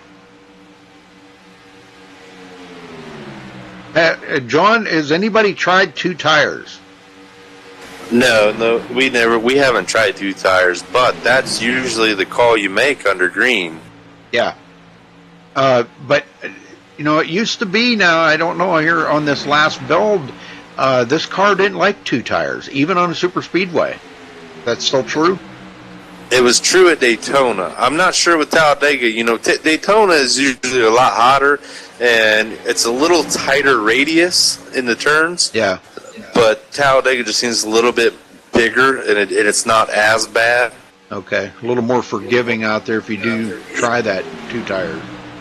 Yeah, Daytona, we had huge handling issues in the spring and July race, big time. Yep. Yeah, with trying a 2 tires. Is that what you're talking about? Yeah, well, just in general, after about 20 laps, you'd have to start lifting big time, going in the corners and all that. I mean, that was interesting for sure. Oh, wow. Yeah, that would be. Jeez, oh, man. I didn't realize it was that bad. I'd heard guys saying it was, but I didn't realize it was that bad. At Daytona, for the Daytona 500, a lot of guys were, just about everybody, even myself, everybody actually, if I remember right, was lifting, going in the corners, and then picking it back up. You were off the throttle for a good 2 seconds or so. It was really crazy, and you kept trying to loosen your car up because it would just get tighter and tighter and tighter, and I was just trying to run up top. But it was really interesting to see how bad the car was handling. It was pretty fun.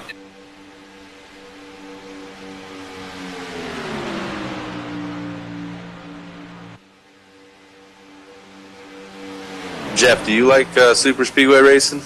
I do, but I think it's very, very stressful, and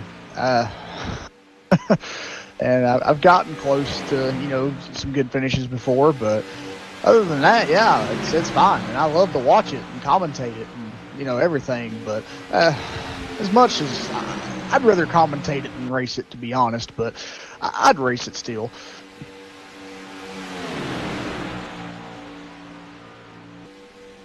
All racing's fun. Yeah, I love racing it, and and I've heard guys say this, and I'm just going to quote this right from a couple of guys.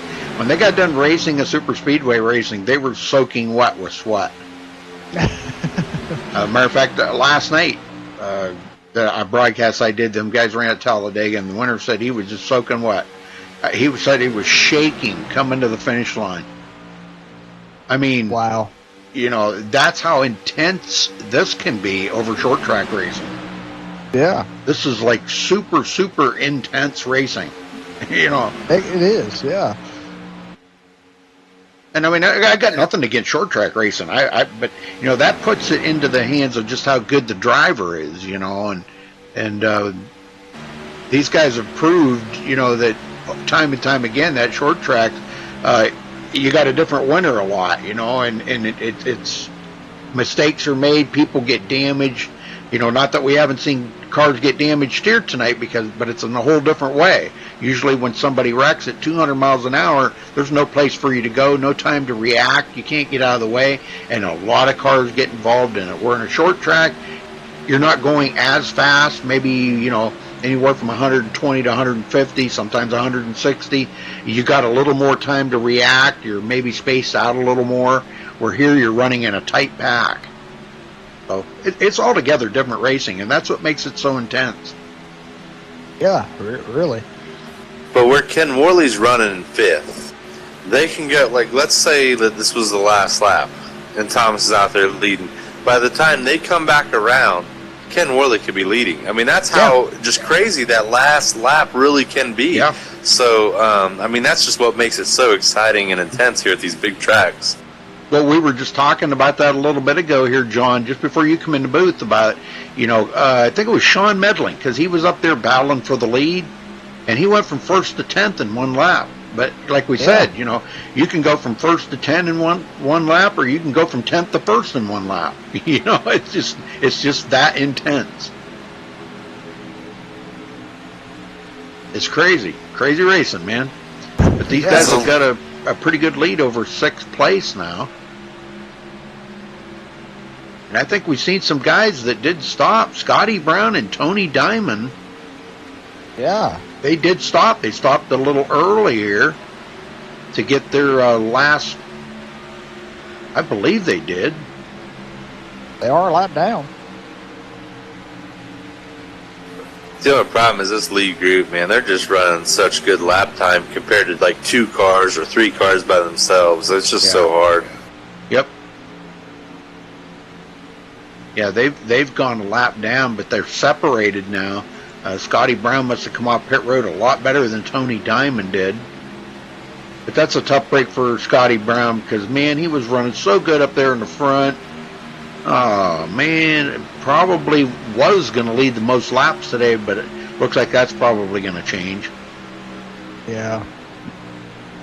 What they need right now is a caution, come out. But with just a few cars out there like that, 10 cars, and they're so separated, caution is probably not going to happen now. Now we're just waiting on this lead pack to come to pit road, which I think we're probably about 4 to 6 laps away from coming to pit road. We may see them coming in here shortly. That'll put them in a pretty good spot right here for, see, they would have what, about, I don't know if I can even do my math right, about 33 laps to go if they come in on lap 80. Sounds about right. So, and they're getting about 40 to 42 laps on a tank of fuel, so. And, as much as this field's spread out, and these guys could get in communication with one another, all 4 of these up in the front, and say, okay, we're working together. We've got a huge lead over the rest of the field. Why not all of us stop on pit road? And I don't know, John, have you guys ever done this? And everybody agree to take 4 tires and fuel and come out of pit road and finish this race up and race it up to the end? No. No. Okay. We've thrown that idea around, but usually it's just get on pit road, get off pit road, and then reassess where we're at and how spread out we are. Because, you know, sometimes you can really, like one guy can make a mistake and have a 15-second speeding penalty. Well, what are you all going to do? Sit there for 15 seconds? Right. No, not something like that. But what I'm saying is like, okay, let's just say Thomas Lattimore decides he's going to take a 2-tire change. But Michael Libby is going to take 4. Now, Thomas Lattimore is going to get out there. Sure, he's going to have a huge lead, but Michael Libby and Doug Hess and Luis Almaso all took 4 tires. They're going to come out of pit road together, and guess what? They're going to just smoke by Thomas Lattimore. And he's going to wind up being way back behind them, lose the draft. So what did it gain him by only taking 2 tires? If everybody agreed to take 2 tires and they get right back out here together, now they can race it up to the end. That makes way more sense than you trying to do it and everybody else doing a 4-tire change. Well, that's definitely, you know, that's true too. Yeah, I mean, you could throw these scenarios, you know, around all day, but this is the things you got to think about as a driver when you're out there racing. It, you know, adds to all the rest of the confusion that you got to think about out there on the track. When I stop, do I take 2? Do I take 4? What, you know, do I even bother even taking any tires, you know? Usually at these plate tracks, you know, we wait till we get within 5 laps, and then it's like, how's the car handling? If it's handling somewhat good and you can still turn, you might take 2 tires. If it's handling like Daytona, where you're letting off the gas and all that, you'll take 4. Right. So it's kind of a last-minute decision, but yeah, I mean, you're still thinking about it the entire time you're out there. Oh, yeah. Well, Witherspoon and these guys have caught up to Scotty Brown, which is good for Scotty because he'll be able to fall in behind these guys. Him, Justin Bland, and Sean Medling, these guys all working together. And that'll make a 4-car pack here. They might be able to start picking a little bit of time up on that lead pack if they can all get nose to tail and ride. Scotty's going to pick up right behind these guys. Uh-oh. What do we got here? We got guys coming into pit road. Thomas Lattimore, Michael Libby, Luis Almaso coming in to make their final pit stop of the day. Ooh, but Douglas Hess stayed out, and he's by himself now. Yeah, now see, he's going to have to pit, and he, you know, that's where I'm saying communication. You know, communication, if all 5 of them would have agreed to something, you know, let's pit on this lap, let's take 4 tires. See, now, they took 2, and Thomas Lattimore took 4. So Luis Almaso, he'll get out first. Ken Worley comes out behind him. Lattimore is going to be behind them a little ways and going to be by himself because he took 4 tires. Yeah, Douglas has the pit road. Lattimore's probably going to lose the draft here. Yeah. And it's going to be a fight between these guys. That's what I say. I think communication between them 5 drivers would have been a key factor in this race, but now it's going to be a runaway probably by Luis Almaso and Ken Worley. Well, and I was just getting ready to say, like, that's a really classy move by, you know, like Luis and Libby and Ken Worley to be like, hey, Lattimore, we're pitting, because Lattimore doesn't have any teammates left out here to race with. So by them saying, hey, we're pitting, I guess, I'm assuming that that's what they did. That's pretty cool. But now the circumstances have played their course, and Lattimore's just kind of, you know, by himself. Yeah, he's going to have to find a partner somehow, some way, or hope for a caution, one of the 2. But the bright side of his case is he's finished well in Kansas and Charlotte, so he should be moving on even to the next round in the chase, right. Even, you know, where he finishes now. Yeah, because see, Luis Almaso, Michael Libby, and Ken Worley have gotten hooked up together, and they're just going to continue to pull away from him.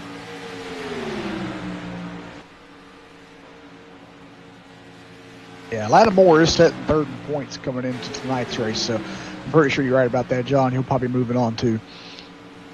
I mean, unless something crazy happens, he's definitely going to be moving on. Yeah. Yeah, he's back about 5.7, 5.9. He's losing. He's probably losing about, I would say, about 2 seconds a lap to them three up there in front of him. Well, Josh Witherspoon led for the first time. Justin Bland and Sean Medling, these three in the top position. They'll be making their final pit stop here shortly.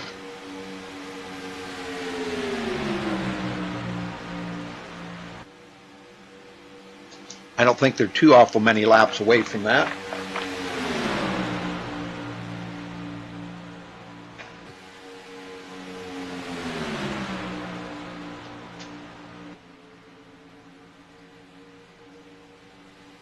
Yeah, it was a pretty big crash. It took out a lot of cars. John Schweikert, Chris Steele, Matt Morris, Brian Wolderson, Kurt Quist, Chuck Harrell, all involved in that crash. So Yeah. that was the big one. Yeah. We always know it's going to happen. We just don't know when. It was just one of those unfortunate accidents. I mean, just kind of going a little three wide and space got tight, you know? I mean, it happens. These cars are going so fast. It's Talladega, right? Yep. Yeah, when you're doing 200 miles an hour, it's... Now, these guys are booking, and here they come to pit road. They're going to all pit together. Look at this. See, this is what I was talking about right here. Now, let's see what kind of teamwork they do. Let's see if they do, they might have communicated and said, okay, we're all going to take 2 tires, and we're out of here. Well, with a 28-second lead over that other group, 2 tires would be the right call. Get in, get out, and try and get back up with them. But, I mean, I think it needs to be a little bit more of a gap if they're going to try and blend in with them and make it a race. Sean Medling not taking any tires. All right, they're all going to come back out together, so a little bit of communication there pretty well. Bland's he got a little bit of a late pit off of pit road there. He might have had just a bit of required damage because he does have some damage on that car. The back end of it's gotten smooshed in a little bit. But that put Luis Almaso and this crew back in the lead. The one that's going to benefit from this probably is Thomas Lattimore. He's going to get hooked up with Bland and all of them and see if they can run down the leaders. Right. Yeah, that's not too bad at all because he'll fall in here. Yep, he's going to fall right in between these guys. And matter of fact, he could even help Justin Bland out, but looks like he just powered on by Justin, and he's on a roll.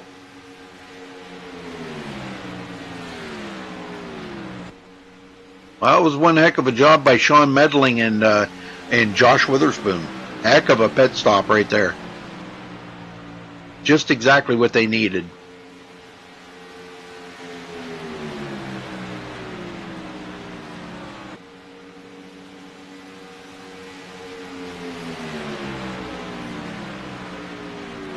But Luis has got to feel good now. This would be sweet Talladega for him in this season. So, this has got to make him feel pretty good being out front right now. Leiby sitting right there. I would not want to be Luis Almaso right now because you know what's going to happen coming down to the end of this race. Oh, yes. You just know what's going to happen.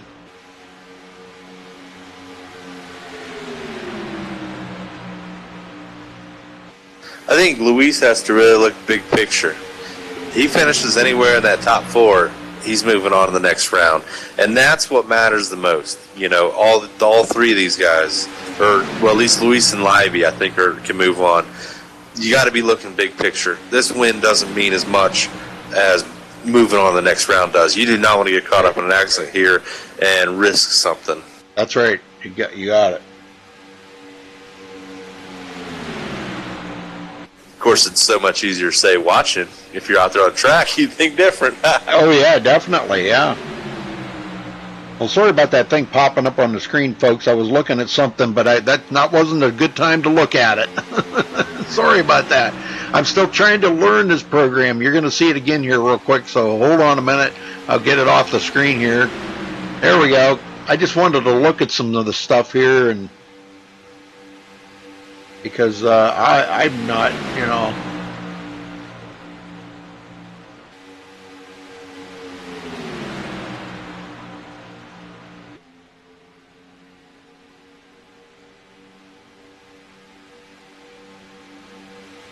I'm still trying to learn this thing. Oh, this is cool.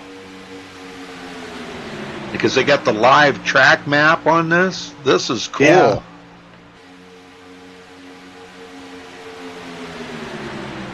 That is cool.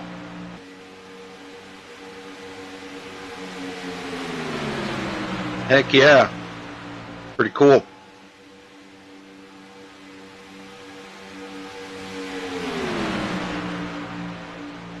All right, 23 to go, folks. Luis Almaso in the lead, trying to get his second victory of the season here on the super speedways. Sweeping Talladega of the season because they were here in the spring and back here in the fall. Libby, Ken Worley in third now.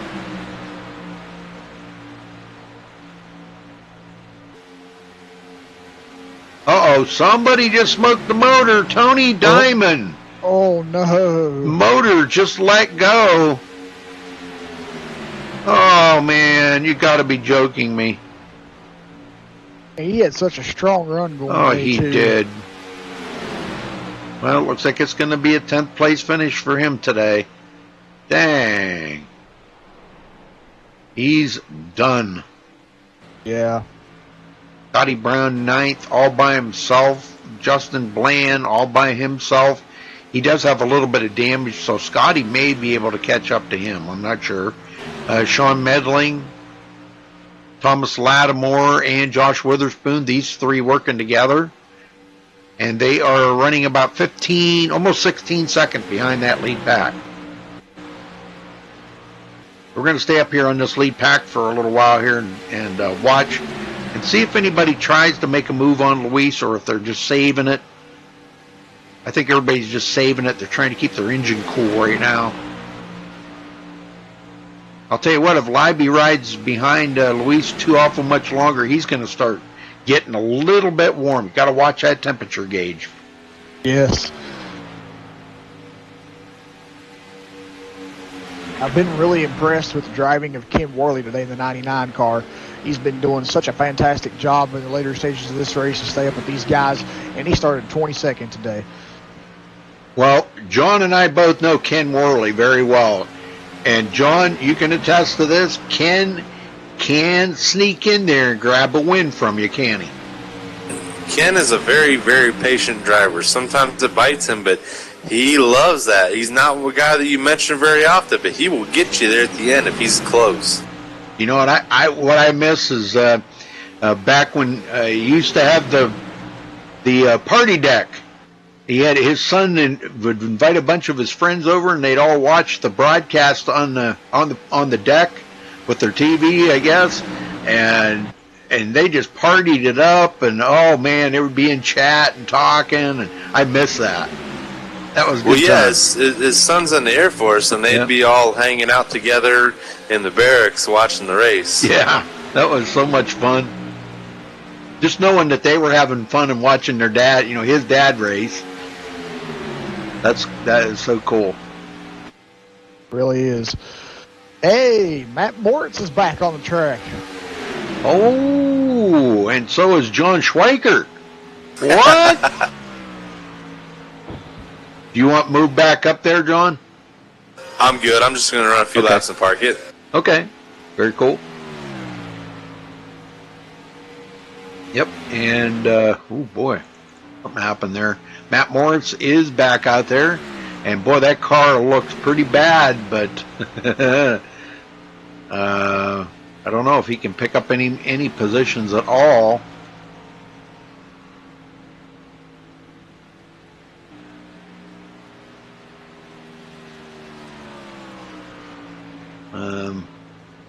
I don't know if I guess it's got to go around to pick you guys up or something here. I'm not sure the ticker's not picking you guys up or what, I don't know. We'll find out here in a minute because it's about to change over.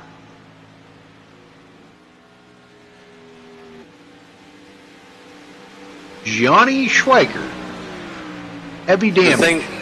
The thing I did see is Witherspoon has picked out Lattimore and dropped Sean Medling. Yeah. I did see that. I think, well, Sean and Josh are both racing for the chase, so you know what? Sometimes you gotta do what you gotta do. Yeah, that's exactly. true. Yeah, it's showing you guys is out. Huh. That weird. Well, Matt Miller's just picked up a position there from Chuck Harrell, and he'll go into 11th.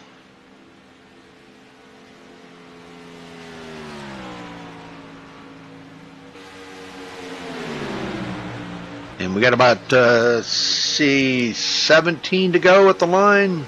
That sound right? 16 to go. 16 to go at the line.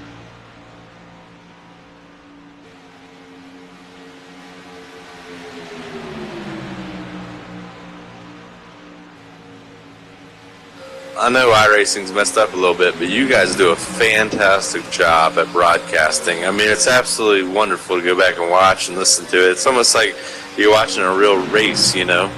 Yeah, there was I can't remember who it was. There was a guy I used to broadcast for another league, and he said that every day or the next day, I guess, him and his wife would put it, up on their TV and watch it.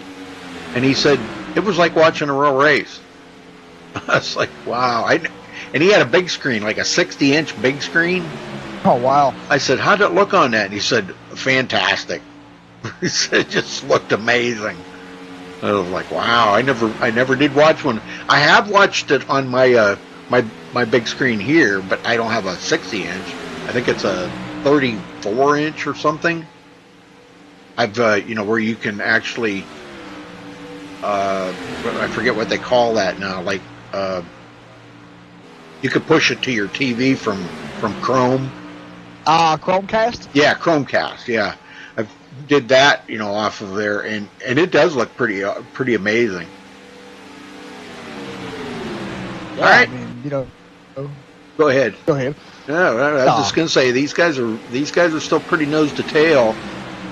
Doug Hess is falling in behind Ken Worley, and it just kind of makes you wonder if they're doing a little communicating between themselves, between Ken Worley and Doug Hess to maybe pass. And here goes Doug Hess to the outside. He got a good run on Ken Worley.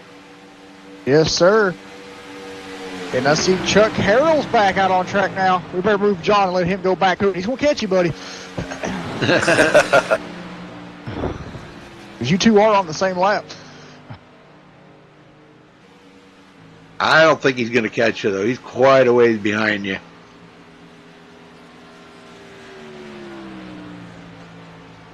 I'm just excited to see how this finish turns out with these guys.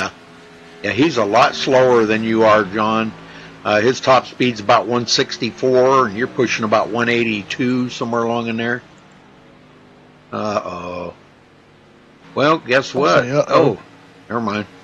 Started working again. Oh, this thing, ATVO is starting to act up now. Uh-oh. Yeah, it just about crashed right there and wanted to close. And all of a sudden it started working again. I don't know. Maybe they're working on that API thing right now. I don't know. Maybe they'll have the patch out tomorrow. Who knows? Hopefully. Would be nice, wouldn't it? Yeah, it would be. Like I said, that should have been top priority this morning when everybody went to work. Yep. If I'd have been the boss, I'd have said, don't even get a cup of coffee. Get that fixed right now. Then you can go have your cup of coffee. Your donuts or whatever else you need. Well, it only take probably less than 30 seconds to fix. It's just a line of code that they shouldn't have put in there. Just go in and flip, backspace over that line of code, and you're done. That's all it is. I don't even think they have to have a patch for it. All they got to do is change it on their end, because it's. I don't think it's anything on our computer. I think it's in the server. Yeah, I mean, if there's numerous amounts of people having issues, and it's something on their end. It's the API in iRacing, the server of where we pull the information from. That's not. It doesn't have anything to do with our computer, that I know of. But I never did understand all that API stuff anyhow. But it may. I don't know. Who knows? Hopefully they get it fixed. Well, Luis going to try to pull out his victory here. This is they're coming to, I believe it's 11 to go this time by. Yeah, be 10 to go. That'll be 10 to go this time by, won't it? No, because no, you're right. 11. I'm sorry. 11. They got to run the 113th lap too.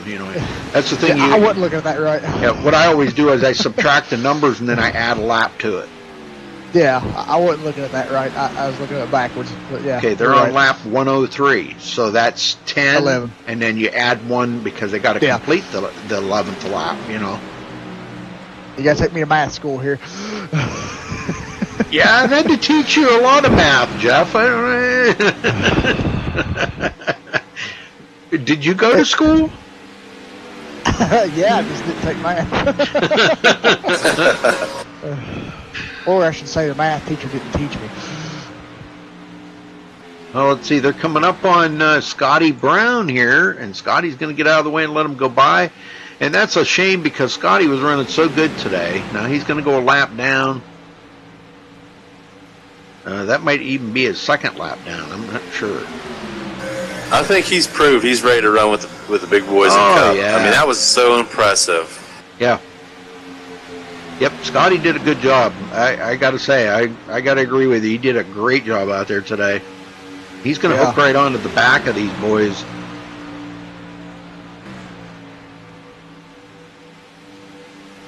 And along with Scotty, Douglas Hess has been doing a good job out here tonight too, the number 5 car. And this thing crashed again. Uh-oh. Wow, it's wanting to crash. I can tell you that right now. Every time I click on something, it's wanting to crash. So hopefully we'll just make it through this one. Let's see if we can make it through it. Back to the front, Luis Omaso. Doug Hess now takes over second spot. So these guys are starting to get a little racy now. Yes, they are. They know it's coming down. They know it's less than 10 to go now. They know it's go time, and these guys need to make their moves accurate and make them at the right time to get the win out here today. Well, Luis Omaso is doing just exactly what he needs to do right now because he's playing the front row game, and you know what I'm talking about, John. You go over in front of the outside line, then you come back down in front of the low side. You try to keep anybody from passing you. I really think that I would rather have the lead with this draft package than be sitting third or fourth. Because you need people to help push you, and then you also got to control your throttle to keep them connected to you. Doug Hess just crashed. Yeah. Oh no, you're kidding me. Oh man. Did he lose that on his own? Yeah, he caught the apron right there, or the yellow line coming through the tri-oval, and it upset the car, and he had it saved, and then all of a sudden the thing started, getting squirrely on him again. Tough break. Oh, man, he hit the inside wall, and he is done for the day, I believe. Yeah, there was smoke coming out of that car. Yeah, I don't know if he's going to try to get back out there. I don't know. I don't think so. Anyhow, Luis Omaso. 7 laps to go, folks. That's just better for Luis because now, it's Leiby and Ken Worley. And it all depends on where Ken Worley goes. Because I don't see Scotty Brown making a difference in this outcome. So it really just boils down to, does Ken help Leiby? Does Leiby make the move? Does Ken stay low? That's all that matters. Well, Scotty could go with Ken Worley, and it looked like that's what he was going to do there. Ken pulled out, but he needs to suck up on the back of Leiby a little bit. And if they can get a run here, Scotty could help Ken Worley pull out the victory. You know, I mean, that's a possibility, I'm saying. Oh, absolutely. Sorry, Jeff, go ahead. Oh, no. Oh, I was saying. What position you want to be in, Jeff? I'll take the win.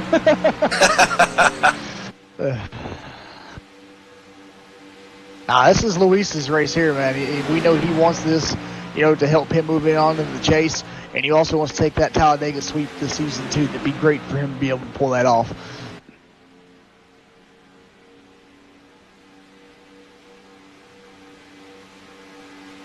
Coming to 5 to go this time by. 5 more laps.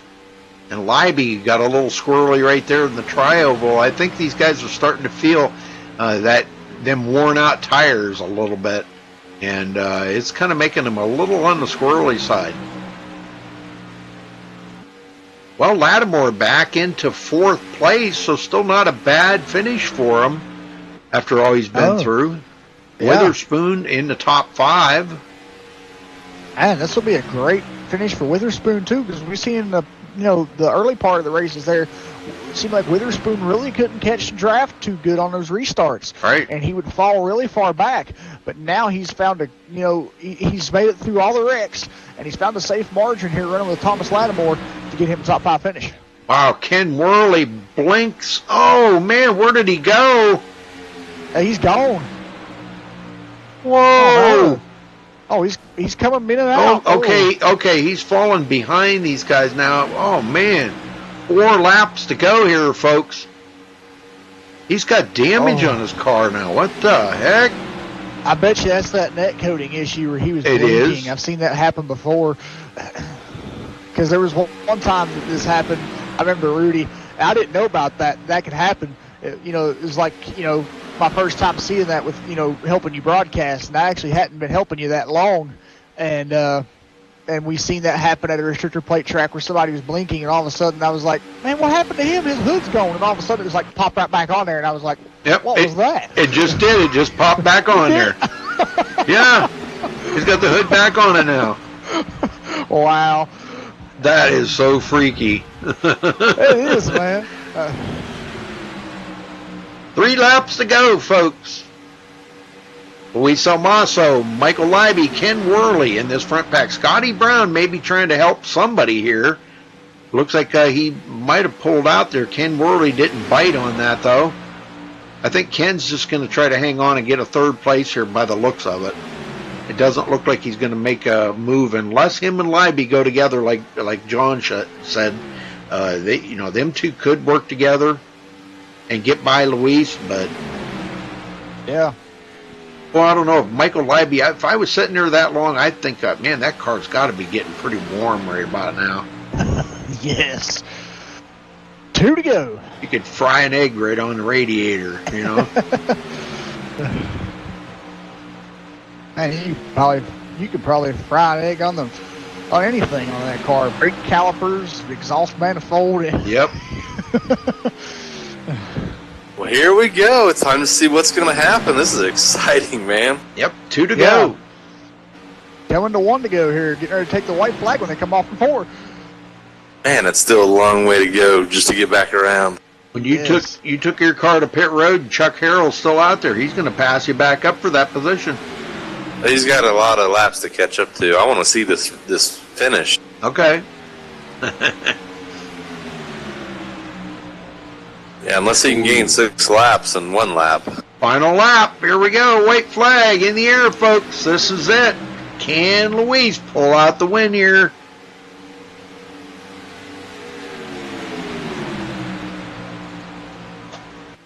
I mean, I don't know. It's any one of these guys could win it. Oh, Leiby's inside. Oh. And Michael Leiby. Ooh. I think IRTVO just crashed, I think. I don't know. Or ATVO, excuse me. Right now, it's Luis Almaso coming to the line. Who's it going to be? Luis. It's going to be Luis. He's going to get it. Leiby second. Woohoo! Oh, what a race to the end. I'm telling you what, man. good run for Luis Omaso. Yes, and Ken Worley will come home in third. Great run. And Luis done what he wanted to do. He took the Talladega sweep. Awesome job. Well, let's see. Let's go backwards again. Jeff, you want to take Ken? Yeah. There you go. Ken Worley, you got a copy? I got a copy. Hey, man, tell us about that run you had out there tonight. Crazy finish this race. Not a lot of cars finished on the lead lap. And there was only like 9 cars that was in this at the end here. You worked your way up to 22nd position to get third tonight. Tell us about that run out there and what this means to you to finish in third, coming from 22nd.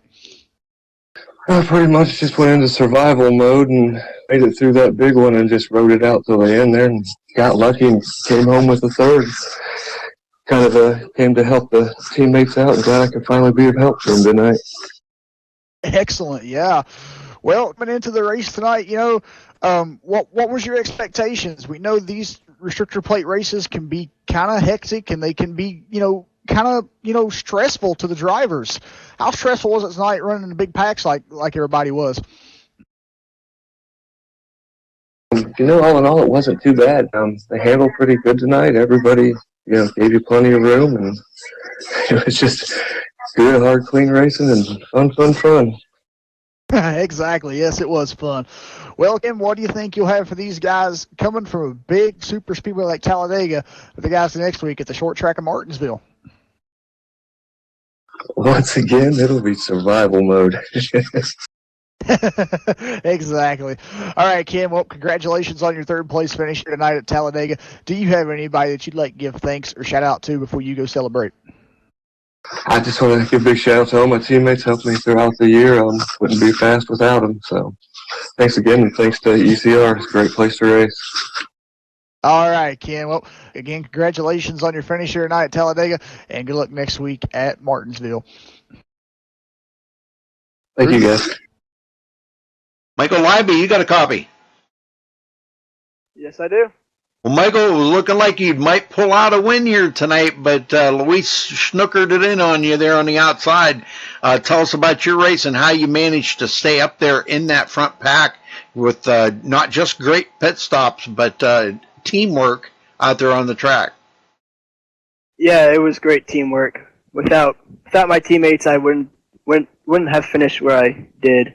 Yeah, it's just pretty much to stay up front was my plan, and pretty much that's how it worked out. Well, I'll tell you what, it was a fantastic race there. You lucked out and missed the big one there. Unfortunately, a lot of good racers were taken out there, kind of shortened the field up. John Schweiker, Chris Steele, Brian Wodelson, Kurt Quist, Chuck Harrell, a lot of guys, Matt Moritz, caught up into that wreck.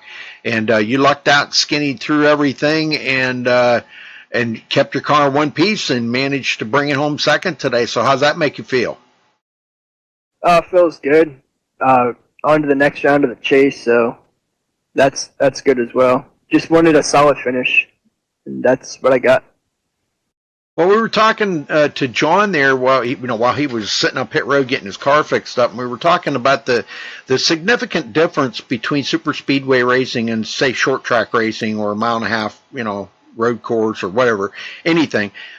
Just how much more intense this kind of racing it is on a driver, because there's so much around you that you have to pay attention to, the high speeds you're at, knowing that just a slight bobble at 200 mile an hour can cause you to wreck or take out other drivers, bump somebody, and you could cause a spin.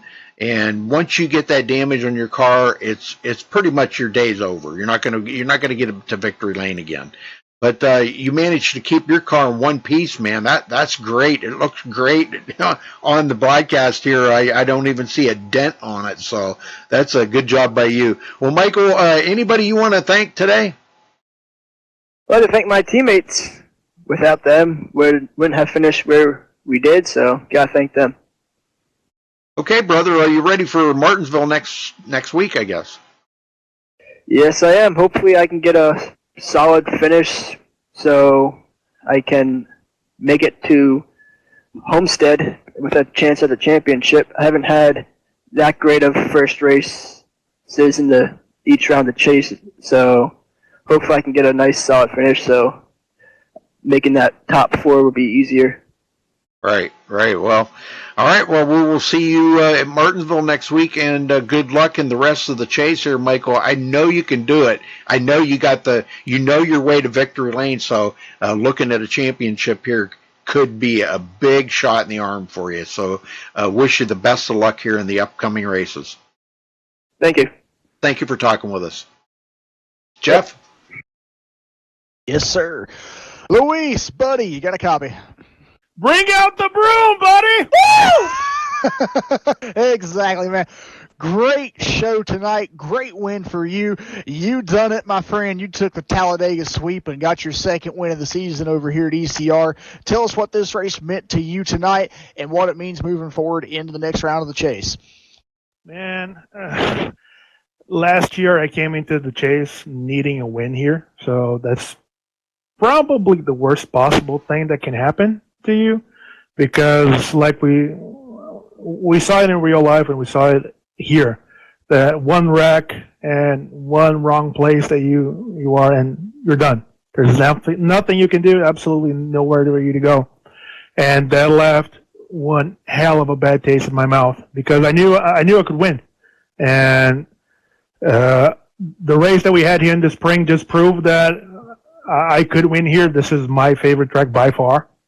And I knew if I could stay up in front or close to the front on the closing laps, I had a shot.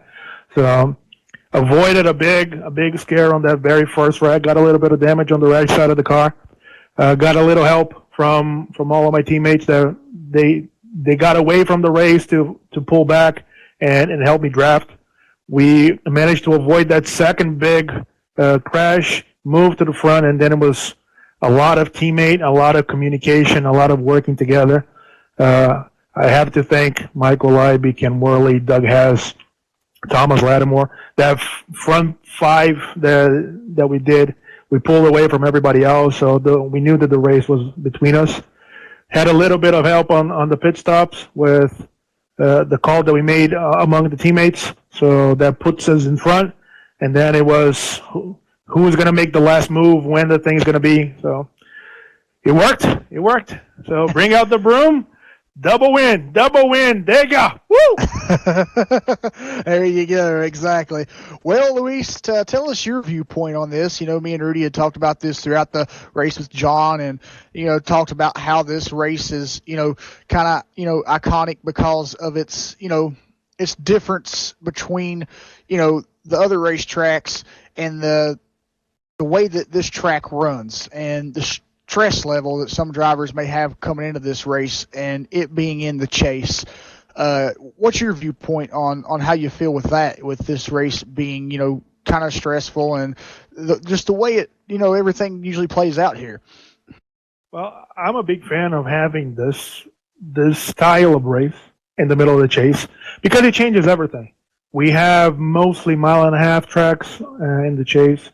So this is the big equalizer. So this is that one race that forces everybody to play outside of their comfort zone, to do things that they normally wouldn't do.